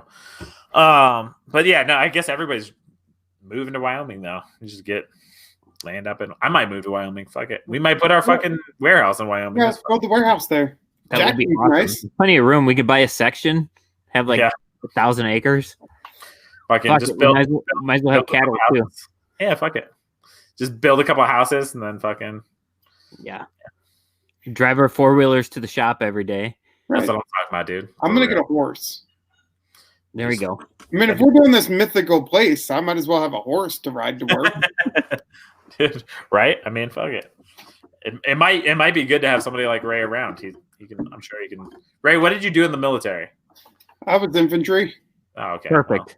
Well, yeah. I was the least infantry person in the infantry, because they're all I don't know. I can hold my own. I'm not saying, but you definitely just made it sound like you couldn't hold your own. I know, but they're all uptight and so focused, and I just never. I don't know. You find a little group of people and you just stick with them. It's just. I didn't really. I could do all the stuff. I just didn't have the same mentality that some of them have. Like crazy? Yeah, get a little brainwashed, Dude, some of those dudes are legit nuts. I mean, I definitely respect our military, but dude, dude, it takes a whole different mentality to do some of the shit that these guys do. But Ray, didn't you got really badly hurt in the military, didn't you? Or while you were in the military? Yeah. So when I was in Afghanistan, I fell off a roof and broke my leg. Nothing cool. I didn't get blown up or shot or anything, but I was putting up antennas on a roof, and I am afraid of heights. And it's not like a roof of a regular building. It's 2 shipping containers with a roof on top of it that I had to climb on top of with no real ladder or anything. So I get up there, I set up what I need to. I go to climb down and my foot got stuck behind me. And I look down, and on one side, there's a 40-foot drop all the way to the actual ground. And then on the other side, there's a 10-foot drop to the top of the container. So I shimmied to the 10-foot side, and I fell and snapped my leg, tib fib. It was it was like the Joe Theismann video, except nobody hit me. But I saw the side of my leg hit the ground while I was vertical. Mm. And then, so I'm laying there, and there's 2 guys in the tower because we're building a new guard tower. There's 2 guys in the guard tower doing the guard stuff. And they go, hey, stop fucking around, get up. And I'm like, I think I broke my leg. And he's like, stop fucking around. Like, come on, get up. I'm like, I'm pretty sure it's broken. And when I said it the second time, it's like lightning struck me in the leg because I immediately, like, I didn't feel pain. And then immediately my whole body hurt. Oh, like my brain just shut down. It was like, nope, there's no pain. You saw it, but it didn't happen. But like when I said it the second time, it's like it's snapped out of it and everything hurt. dude, fuck that. Yeah, no, that sucks. That's not a fun way to fun injury to get. That. No. So then I got sent to Walter Reed, and I was there for a while. Yeah. So that's a shit show. But when I was there, that's where I got introduced to Warrior Hockey. Nice. Yeah. So they have a program there that they kind of recruit people from the hospital to come play hockey as part of physical therapy. Nice. So like Warrior Hockey, like I play for the Colorado Warriors, but in general, there's 40 teams across the U.S. that are all based on, it's all like every person involved has a disability rating from one of the military branches, and it's to like build camaraderie and be part of a team again. When you don't have that same environment, you know, some guys can't quite handle not having that around them. Makes sense. So it's like having a built-in like support group almost. Yeah. Like you guys are doing it a sport around right. the support group. That's kind of cool. That makes sense. That's really cool. And I know like you guys are, before the COVID shit went crazy, I know you guys were looking at doing like a bunch of like national tournaments, correct? Yeah, we're still playing. So we're going to Dallas in March. Since Texas doesn't care and they're still wide open, we're gonna go down there and play. But we've recently, so Colorado Warriors was a tryout based team.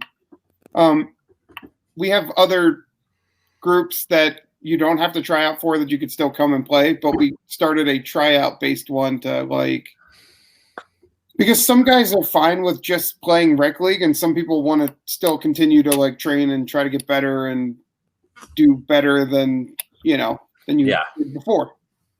Makes sense. And you're like you're part of like the actual like management sort of. I'm a board member because it's 501c3. All these teams, like all the teams are 501c3s, so have all the right paperwork set up, all the legit legal documents to be a charity. Makes sense. And I'm a vice president for the organization, and also I'm the assistant GM for the team. Oh, that's sweet. That's awesome. So that doesn't really mean anything because like we did like legit tryouts where like we had a guy come in to coach it and he picked the team. He didn't know any of us beforehand. He based it on the 2 tryouts we had and he picked the team. Oh, sweet. So it wasn't like, hey, I'm putting this together. You're my buddy. You're on the team. You're my buddy. You're on the team. So it's like a legit like team, though. Yeah, I didn't think I was making it. Well, you made it, though. I get told all the time that because I'm the guy that never thinks I'm as good as I am at sports, but I've always been good enough to like play on teams. Yeah. But like hockey, I didn't start until I was an adult. Yeah. And I was just going to ask you that. Yeah. Had you played hockey before they recruited you to play? So I played inline hockey. I started that in Georgia when I lived near Savannah. Okay. Buddy from the Army invited me to play like inline hockey. They would go to an outdoor rink and just play. So I would go do that. And then when I got hurt, they found out that I played hockey. So they asked me if I would be in, the team. Yeah, if I would come play on that. And I'm like, I've never been on ice. And they're like, it doesn't matter. Well. So I went and did that. And then when I moved back out here after I left Walter Reed, I never played, like I didn't go back and play ice. I just played inline for 8 years. Oh, sweet. And then I saw online that this team was starting up and just was like, whatever, I'll try it. That's awesome. Hockey is a sport, like, I can't skate worth a shit, but like I wish I knew how, and I'm sure I could probably learn how to skate, but I think it would be a fun sport. Like, I wish it was something I did. It's one of those. It seems harder than it is, like because you feel like your legs are gonna like buckle under you for like the first 4 times you're out there, and then you're fine. Yeah. Do you have a okay, if you have a hockey nickname, is it Brooksy? Is that what they call you? Or do you not? Really. I mean, when I was in the Army, that's what guys called me. Okay. You know, I was like, yeah. I just saw a TikTok the other day when they were bringing out like hockey nicknames for people, and they were all pretty generalized, the same idea. Yeah. Pretty much, yeah. Makes sense. I was gonna say, so I do want to, because you just never know who's listening to these things. So if anybody wants to, like, I guess, donate or whatever to the cause, because I know you guys are, how can they get in contact with you?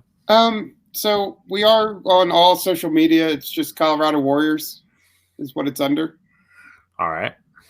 Sweet. They can just contact you through that. Yeah, it will. So right now it's me and another guy, the guy who's the GM. We're the only two that receive any of that information. So if they reach out, it'll either be me or him that receives it. Like, yeah. Well, then people should do that. So, yeah. and because hockey seems like one of those like really brutal sports, and like you might have to survive through it. I think that's a good way to get us into a draft about surviving things. Your segues are great. They are awesome. They are awesome. I was like, it sounded better in the head, but whatever. I don't professionally do this yet. Maybe. Someday. When I win this lotto, though, tonight. Right. It doesn't matter. You can do it professionally. I'm going to do it whenever I draw? Like, when does that happen? I don't know. I think it's like 11. I got 28 minutes to buy a ticket, so they cut off ticket buying at 9 o'clock my time, and they draw it at 10. Oh, well. If I don't make it, I don't make it, but... Don't worry. I got you covered. I'm winning. I got the winning ticket. We're good. Thanks. So. All right. So, before we started, Ray picked the category of I didn't write it down because I'm an idiot. Yes, I didn't want to say it wrong. Post-apocalyptic survival kit items. But we also decided that you already have a bag, water, and food because you have to have those to survive. So, so we each have a bag, we each have water, and we each have food, and then we're going to draft 5 other items in our 5-thing draft, with it being a snake draft. Ray, as you know, we allow our guests to pick the slot and they pick in. We've had somebody pick first. We've had somebody pick second. We've had most people pick second. Did we ever had him? Ryan picked third. So our 2 comedians that we've had on were the only people who didn't pick second. So. And it's 5, right? Yep, 5 rounds, yeah. Okay, then I want the 3rd pick. Yep, because that picks last. Yeah. Right? Yeah. Tone, I believe it's your turn to choose your draft position. I'm going to take the 2nd pick. Okay. So I'll lead off here. I suppose fire would be pretty important, so I guess I should take like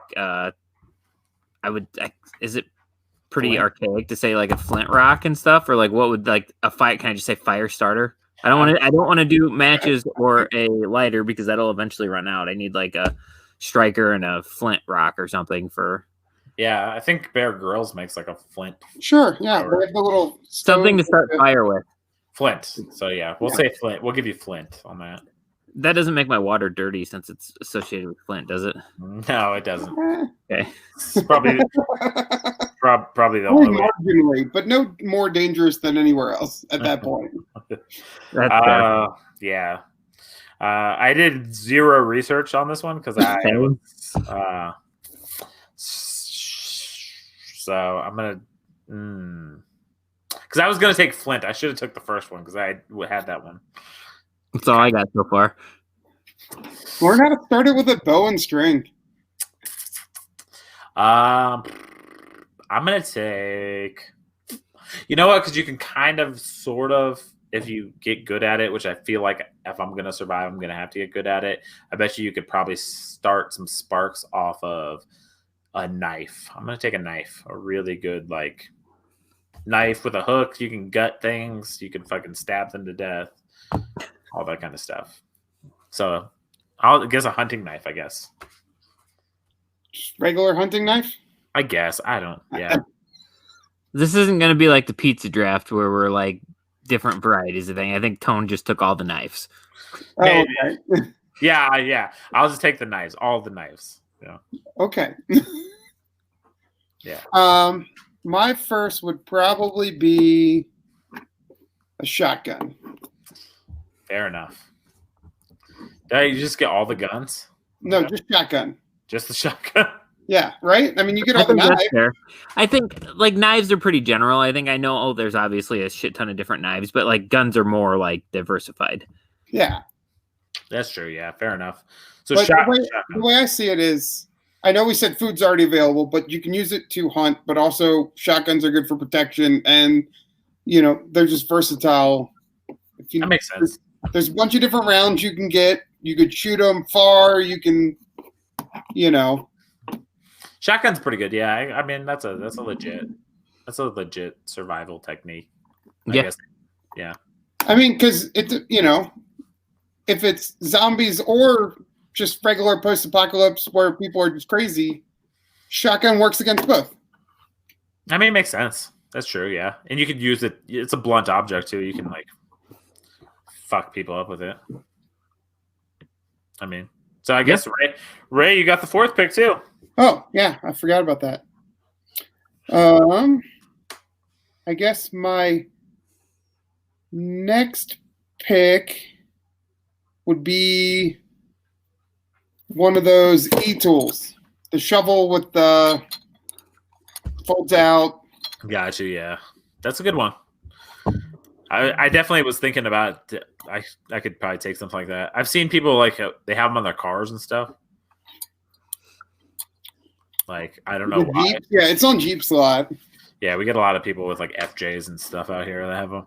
That makes sense. I mean, yeah, because it's a foot job. What? Yeah, foot jobs. Yeah, people driving foot jobs.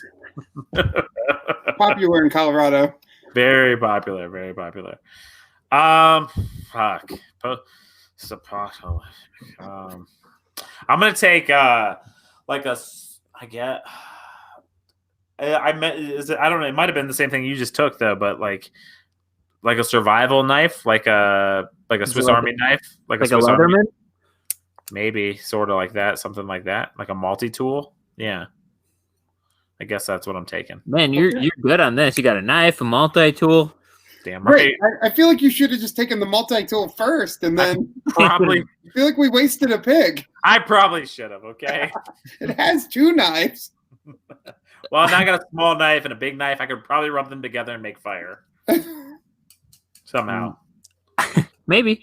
Make a spark at least, maybe. Yeah, maybe. Just rub it up against something metal. Mm-hmm. I am going to take a hatchet. If I got something to start fire, I probably want to start wood on fire. So I got a hatchet, and you can use it for a lot of different things. Makes sense. Like hatchet / axe? Is it all one thing, or? I would say you could still take an I don't plan on taking it. I just was wondering. I just don't want to lug an axe around. Oh, okay. Fair enough. Makes sense. So I assume post-apocalyptic, there's like vacant houses and stuff you can live on, but yeah, I'm not sure if that would be, depending on the scenario, if that's the route I want to make. I would like to take a good tent. Legit. Tent. So you have fire and shelter. Yeah, you're doing good. Man. Fuck. This sucks. Yo, you know what I'm gonna take? Let's see. Shit, I can't. Like, I have like 2 or 3 that I'm like, I should probably take that, but I should probably take that. I'm gonna take a first aid kit. Fuck y'all. Y'all don't get no first aid kits.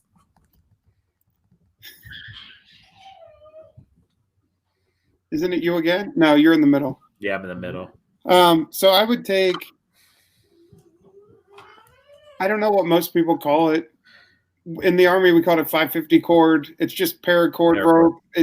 So I would take that because you can build a shelter if you have some stuff. If there's no houses or whatever. That's a good one. I thought that was what I was between. I was going to take a first aid kit or paracord, but I should have took a paracord. So then it's me again, right? Yeah. So this is a tough one. There's so many different ways you can try to survive. Yeah. I'm just probably legitimately, like, this is how we usually go off the rails at least once during these drafts.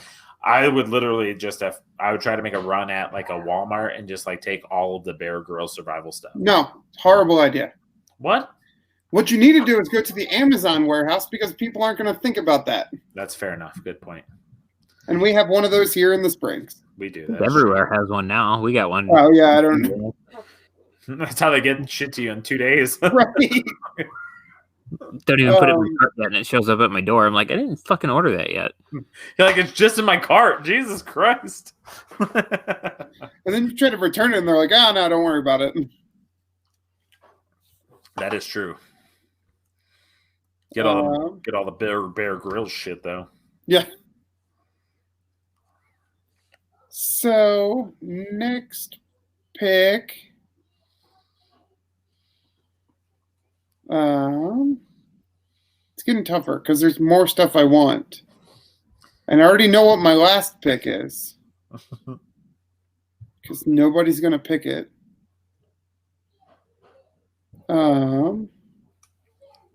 Maybe like one of those good sleeping bag kits. Like I can see that. Okay. Like the layers, it's got the outer layer, so waterproof. That's pretty legit. I could see that working out for you. You could also tie like your paracord to the end and like make yourself a hammock. Yeah. There you go. Yeah, see? All right, so I'm going to be that guy. I'm going to take a life straw. There you go. You already have water. No, we don't. Oh, shit, we do. Fuck. Well, good pick, though. Just in case. Maybe you misplaced your water. All right, well, That's the macaroni and cheese of this draft. That is definitely fucking life straw. It's all right. What do you mean he retired 2 years ago? God, what a you ever watched the league? Yeah. that was good. That was definitely my dumbass draft. Taco. God damn it. I would kicker. Dude, we already gave you a kicker. Speaking of that, I would definitely be Taco if we were like put into the league. That would be me. You might be more like Mark Duplass. No, I was thinking what Paul Shear's character. Like if we're drafting, you're like, oh shit. Nah, I don't like that guy. Andre. I think I'd definitely be probably like Mark Duplass. I'd be like the weird. I wouldn't be like too crazy, but I'd be like crazy enough. He might be my favorite. We went and saw Steve Renizzi live down in Indy. Steve Renizzi? Yeah. He's pretty funny. And then shortly after that, it was like, oh yeah, he was like a Stolen Valor 9/11 guy. Yeah. That's not good. Not good. Not good. Yeah. But it's okay. I'm not a fan of Stolen Valor in general. But it's okay because when it comes to comedians, Stolen Valor is a lot better than molesting people. So true. Yeah, Bill Cosby really saved the rest. So for my next pick, is there electric anywhere, or are we assuming there's no grid? I don't think there's power. I mean, it's apocalypse. If you have power, then it's not really that bad. Yeah. Okay. Because I was thinking about taking like an iPod Touch or something, just so I had something to do, but that would last me all of like 6 hours because I'd be like, no, you just have to find an elliptical, and then you can plug it in and charge it, but with motion. well, it's like there's an old ESPN commercial where Lance Armstrong was powering the ESPN headquarters by riding a bike. Yeah. I'm not going to take that, though. When I was deployed, I would plug in my phone or iPad, and it'd be charged by the time I was done working out. That's so crazy. you really, if you take the iPad, you have to actually make a double pick because you have to take an elliptical as well. I'm assuming you could find that anywhere there was an elliptical before. Nobody's going to loot an elliptical. Sure. This is your starter kit. This isn't everything you'll have. Oh, this is my starter kit? This is what you throw in the bag before you walk out of the house. Okay. I was just thinking this is what we had for our entire after this. I mean, you still have, there's still stuff around. All right. I know we have a bag to carry stuff in, but I want like an insulated bag or a cooler. Because I'm going to find stuff that I want to keep cold. And then for my last pick, because I'm going to like playing to win here or playing for keeps, I want a shell reloader, like a shotgun shell reloader, just so like after you use all your shells, then you have your gun's useless. You never picked a gun. Yes, but that makes just canceled out your gun choice. Well, you could always loot a Dick's. Eventually he's gonna run out of shells. I mean, fair enough. Yeah, but I feel like shotgun shell's the most common, so you'll find plenty. And if I start with what I got, hopefully you don't have to use the gun as much. But right, that is true. Yeah, I think the goal there would be not to use the gun as much. Right, it's to have, not to use. Good point. Well, then maybe we can trade, and I can have a sleeping bag for my tent. Wait, are we on this together? Because we're looking pretty good if we're all going together.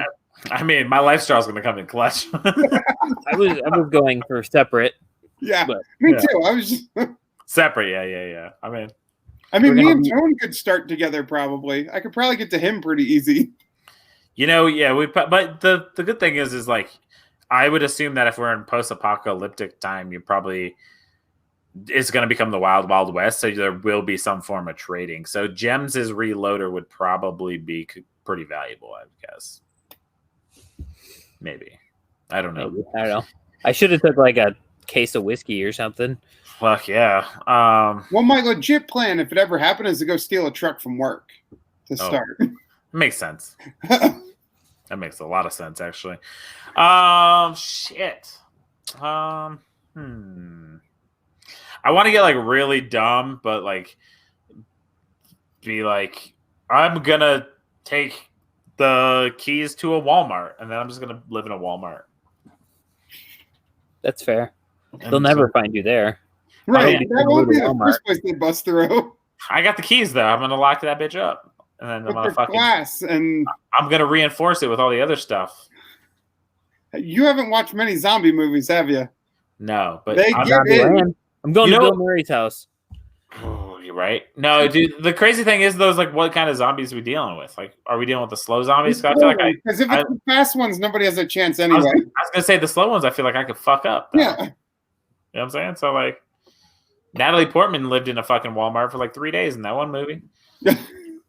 Fuck, I don't know. I literally, because we have food, we have water, and we have a bag. You don't really need anything else. It's just a shit.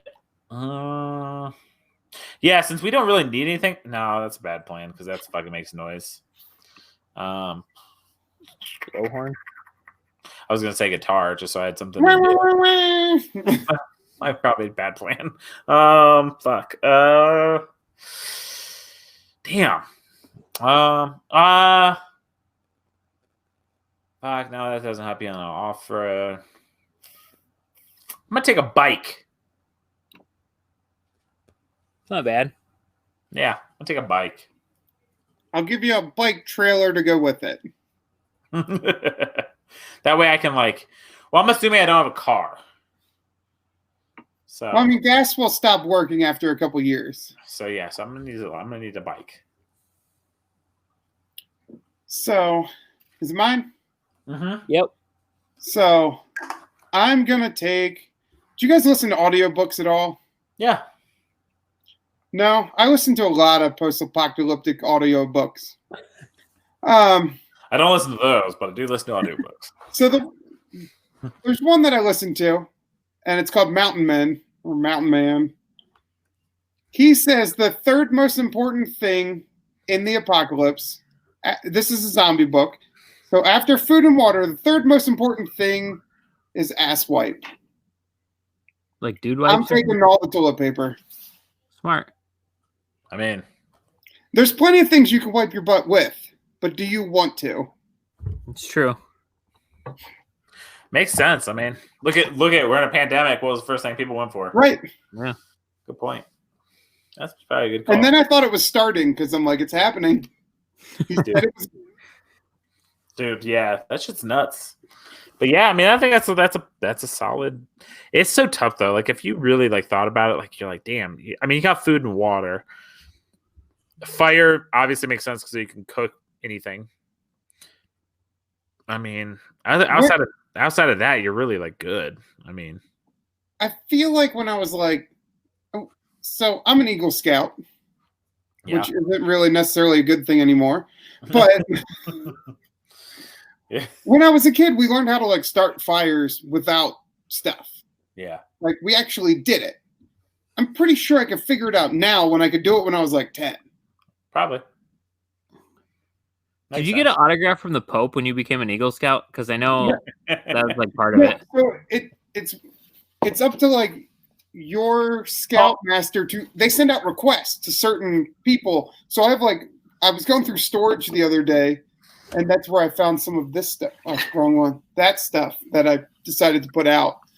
And so wait, you get a fucking autograph from the Pope? No, I didn't. But I got one from like Dick Cheney.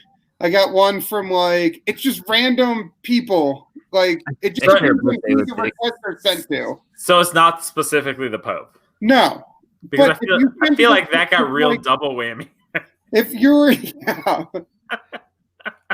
Dick Cheney and I share a birthday. I thought we literally might have just like cracked the code on like a massive conspiracy. Maybe they just never gave it to me.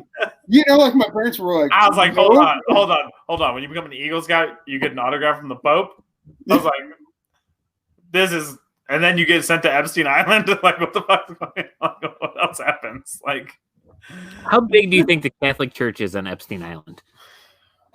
Like half of it. I mean, probably makes the cathedrals look tiny, dude. That I did not know you had. That's a random thing I just learned. I just learned something, Jems. Thanks. You learned some real life skills, but it was also like people that I knew were in charge of it. Yeah. Like, so it wasn't like my parents were dropping me off with strangers, you know, like. I mean, fair enough. It's like a community. It's supposed to be a community. That's the problem. So most things are no longer a community anymore. So it's like it gets real sketch. You're like, okay, heck yeah, I'm just gonna drop my kid off. No, I'm not doing that shit. You're nuts. Yeah, but I mean, like, my parents were at everything when I was a kid. You know, like if I was playing sports, that one of them was there. I remember the first time I can ever remember I had a sporting event that neither of my parents showed up to was I had a wrestling tournament like junior year that like my sister had something going on and my dad was out of town for work. And that was the only time I can ever remember as a child that one of them wasn't there. Well, I think that's more of a rarity though, but yeah. Because most times, yeah, I mean, like, I miss a lot of my kids' shit just because I'm working. But yeah, it is what it is. I mean, yeah, but your kid plays like 7 days a week, like pretty much 400 days a year. That is accurate. Yes, yeah. And here they're like, oh no, it's not a big deal. The tournament's just like 3 hours away. No big deal. just North Denver, and you're like, that could take 6 hours to get there from here. You're like, really? Like, yeah, it's wild. So yeah, no, but man, that was a fun. That was super fun. That was a good draft. Yeah, man. Tone's favorite baseball player. I mentioned him on our last Friends podcast. That's why I put him out. Where's your Steve Wilkos fucking action figure though? What? Your Steve Wilkos action figure, man. Fucking Jerry Springer's fucking security guard. Oh, is he from Baltimore? No, he just looks like him. He just looks like Cal Ripken. Cal Ripken post HGH because he's on the. Did you see that Cal Ripken's mom got kidnapped a couple years ago? Bring it back to the kidnapping. Why did this not come up when we were talking about kidnapping? Because I just thought of it. When Cal Ripken's mom got kidnapped? She got stuffed in the trunk of her own car and drove around. And then I think they figured out that it was Cal Ripken's mom, and that's like the worst thing you could do in Baltimore. So they dropped her back off at her house and left. Like they just dropped the car in front of the house and left. Wow. She was in the trunk still. I mean, that's wild though. I mean, that's Baltimore. That's just like a Wednesday in fucking Mexican soccer leagues though. But yeah, like they just get kidnapped all the time. It seems like. But dude, I did not hear that. That seems like something I would have heard of. But I mean, I guarantee you it happened. No, I believe it. Dude, it was post his playing career, so nobody really cared. Yeah, probably makes sense, dude. I always do wonder, like how interesting it would have been if we would have had like social media for like the generation of baseball that I loved, like Chipper Jones and all that. I bet you that shit was wild. I bet Chipper was wild. I got Ken Griffey over here too. What? I got Ken Griffey over here too. Ken Griffey was probably wild too. I bet you Ken Griffey was getting into some wild shit. Who do you got? That's Paul Konerko.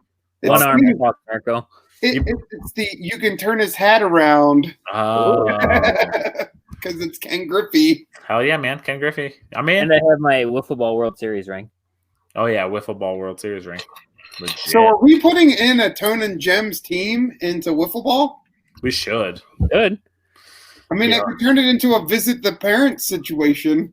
Yeah, you're about 4 hours, but I mean that's a hell of a lot closer than you are now. Yeah. Yeah. I mean, I won a trip from work and went and toured a brewery in Michigan, and my parents drove up to come see me while I was there for work. I mean, I have family in Michigan, so I could probably turn it into like a visit the family situation as well. I might actually be closer to my family there than you are to your family there. Probably, because he's like 15 minutes from Michigan. Yeah, so I was gonna say, how far is it from you to Lansing, Michigan? Lansing? Yeah. From where I sit right now to Lansing, Michigan is 2 hours and 28 minutes. Yeah. 165 miles. So sweet. Yeah, I could get there fast. Yeah. Heck yeah. Well, I mean, my parents even have an RV. Like they can park it. We can crash in there at the park. There you go. I like it. I mean, we got Jim Shear on our team. Jim Shear said he was down. So you just start recruiting guests and we make a team. I feel like Matt Hires probably would be down. We could probably get him to be like the entertainment as well. Your buddy Duke will probably do it, right? Duke would probably do it. Already play. Duke seems like he would be down. I don't know if I could have a Bears fan on my team though, but I get dibs on any position. I get to hit somebody with a ball.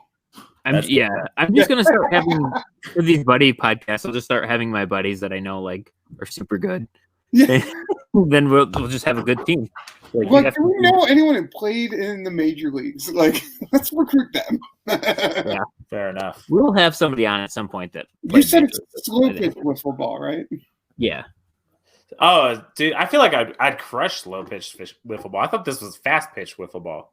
No, it's slow pitch. I mean, Jesus Christ, I'm gonna crush it.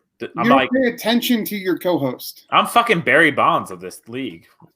I think I just need to apparently do the podcast without Tone because he doesn't listen to me. Right. I never heard you say slow pitch. I thought we were playing a real sport. How did you hear me? How would I know? Look, I wouldn't be volunteering to play in fast pitch wiffle ball. Those dudes are nuts. That's why I thought that's what we were playing.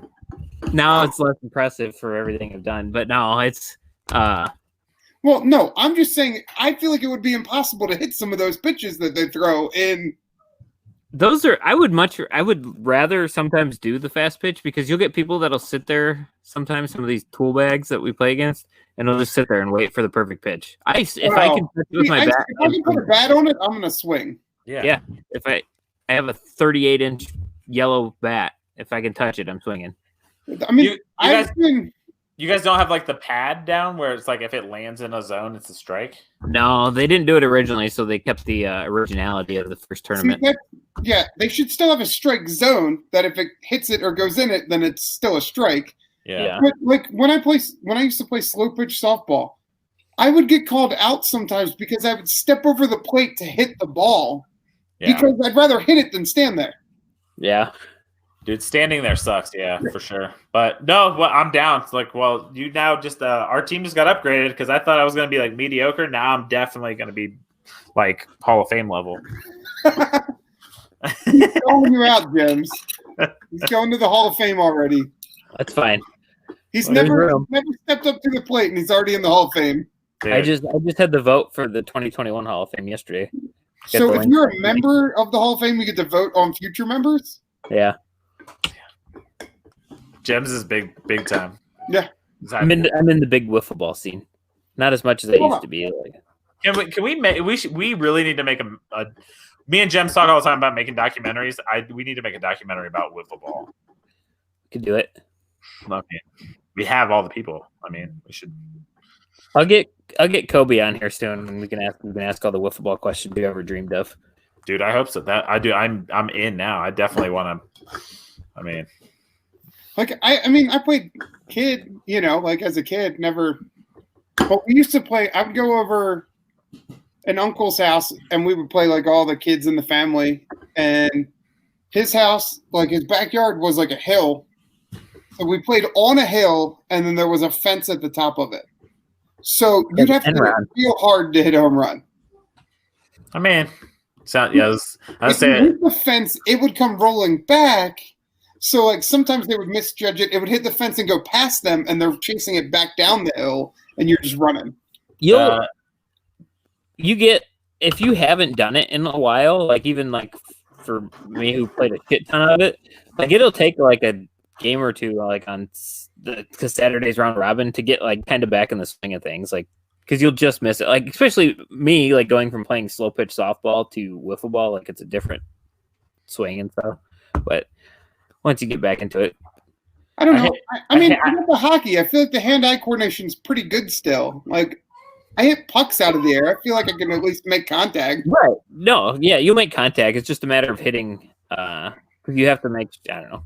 I don't even think about it, but there is a little like transition between playing softball to wiffle ball without like fucking up. It's just a timing thing, I think, more than anything. Jems, you've underestimated your co-host here because I'm like, if we're legit having this tournament, like the 3 months beforehand, I'm buying like beans and I'm hitting them with like a pencil. Like, there you go. I'm not. Well, I don't doubt that. Training on the side. I'm in. We could start getting together and train. I'm gonna get all rocky. It's gonna be like fucking Rocky and shit. I'm gonna be like ready. The official yellow bat with the ball, where half of it's solid and the other half got the slits in it. Oh, sweet! I hit those all the time. That's the ones I get for my son. Yeah. Sweet. Okay, we're good. Then. What's the furthest you've seen one hit? So my best friend, who was actually born in Poland, we had a field like the first or second year we played. We like I was slow on the choosing of fields. Everybody else chose like the 2-ball field in the area or had one built in their yard, and I was like, well, fuck, the instructional field's like 140, and so like the typical wiffle ball field's under 100 feet, like the fences. That's about. So this is like 140 or 150 instructional field, and so pitching machine. So my buddy's from Poland, and I was like, well, we'll call this the Polish grounds, kind of like the polo grounds since it's so big, but we're going to play backwards on it. So it's the Polish grounds. And he hit one out of there, which was like, he probably hit this ball like 100. There was some wind involved, but he probably hit it like 160 feet. Still, yeah, you got to get a hold of it. It's not just going. He's probably the best. Like, if he would have stuck with it, like, he's probably one of the best players Pound for pound, the best wiffle ball player. 5'6", 180 pounds. Oh, so I'm pretty close. Yeah. It's Joe Rogan. Yeah. No. I can get jerseys made from China. From China. There, you should see some of the. You should see some of the jerseys that are made. Like Kobe does. They're the New Carlisle Newts, and they do a sweet ass jersey every year, like full dye, like full sub dye. Oh shit, that's dope. The double made it. Yeah, we used to do when we did adult league softball. All of our jerseys were like super sweet. We talked about that one episode about having a different jersey because I have a shit ton of like full sub. I have so many of them. I have some really good ones. I'm like, man, fuck, I can't wear them anywhere because it's just lame. But like, they're tight. So it kind of ties into one of your previous drafts as well. I went to a hockey tournament in Pennsylvania a couple months ago, and we didn't take our team. We just assembled a team for there of guys from different Warriors teams across the nation. So we were the Ultimate Warriors. Nice. Oh. And we wore these. Those are tight. Those are tight. Yeah. Dude, those are sweet. The team that's won like the most championships in the big tournament are the Colt West Warriors, and their logo is based off of the Ultimate Warrior. Oh, dude, tight. If I was on a team that was named after the Ultimate Warrior, I'd go full face paint. So hockey, that seems like a poor idea, though. You sweat a lot. I wouldn't care. It would be gone, and you wouldn't be able to see. I would just look like fucking Quentin Nelson. That dude just looks. It would be sweet, like a goalie helmet. John Randall. Dude, have you ever seen Quentin Nelson after a game, though? Mm-mm. Dude, he's got so much. Dude, he's got a ton on his face, dude. Like Notre Dame guy. Is Quentin Nelson a Notre Dame guy? Goddamn right he is. Why did I not realize that? I should have probably realized that. But surprised he didn't live in Virginia Beach. He probably does in the off season. He's a military brat. Dude, what if he was for real? You're like, dude, really? Dude, yeah, Quentin Nelson's face shit is like it's actually disgusting, to be honest with you.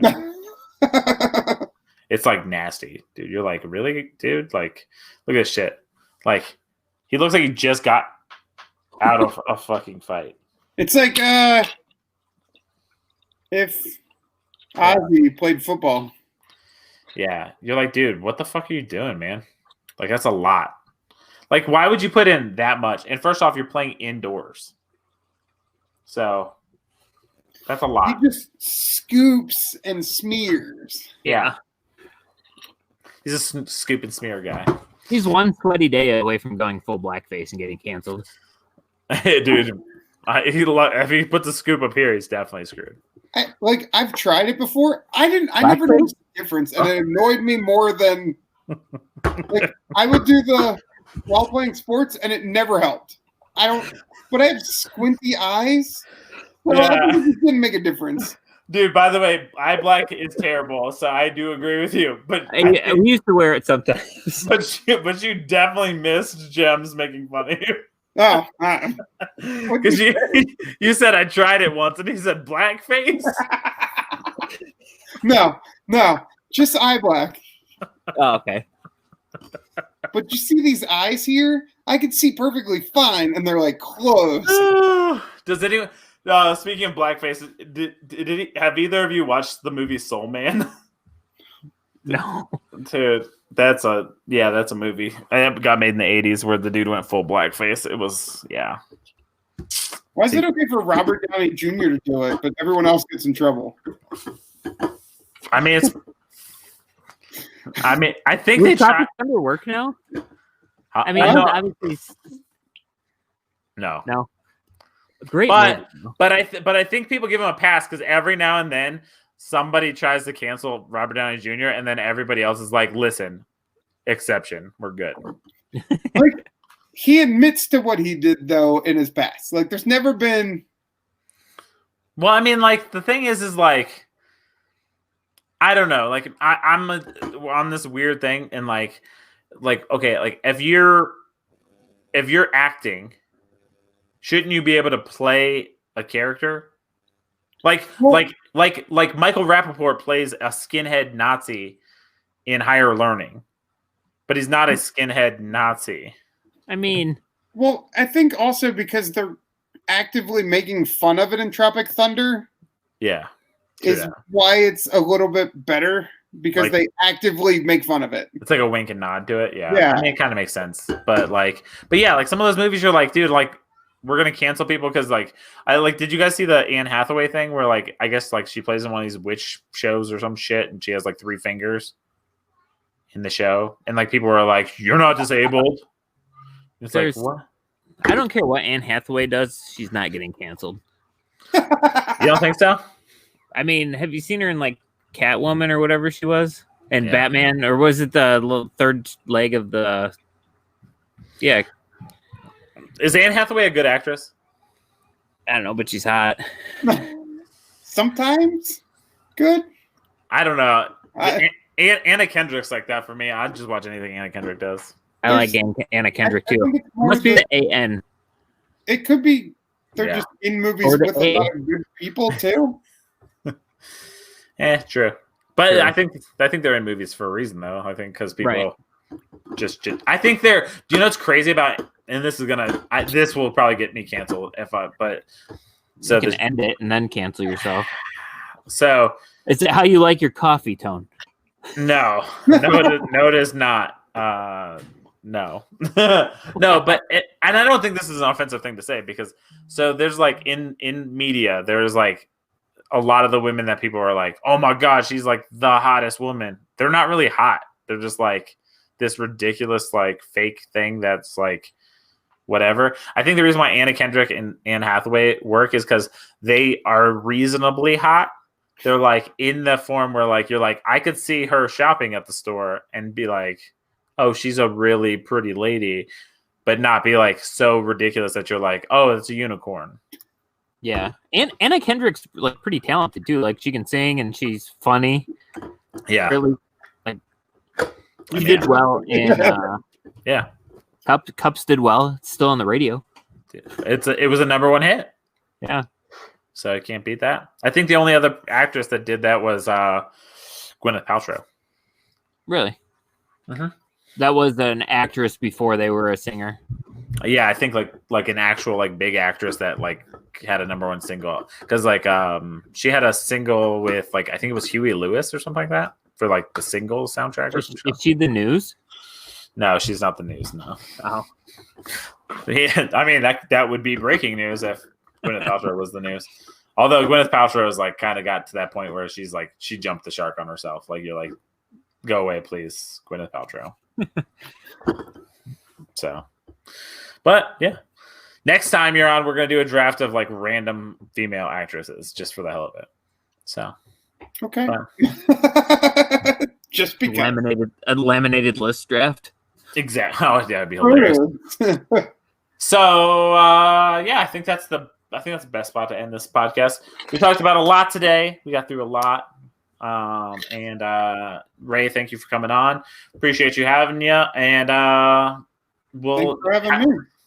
Hopefully everybody goes and checks out your hockey stuff. And we have like somebody that's a billionaire that donates a ton of money to you. Also, just donate a bunch of money to me and Jems too if you're at it. Yeah. I didn't get my lottery ticket, so Tony better win tonight, I guess. Yeah. Right. So, but thanks everybody for watching. Go rate, review, subscribe, tell a friend. Whatever the hell you want to do with this podcast, pass it along. It's good. You know it's good because you just listened to 2 hours and 8 minutes of 3 dudes who you have no clue who the fuck they are talking. So if you're hearing this, if you're one of the listeners that doesn't know who we are, I would assume the majority of our current listeners know who at least one of us is. Right. Probably not me, but maybe those two. Yeah. Well, you're bringing in new listeners now because you're going to tell your friends to listen. Of my 40 Twitter followers. Yeah. Hey, every little bit counts. That's how we look at it. So thank you for listening, and we'll see you guys next time. So bye. Bye.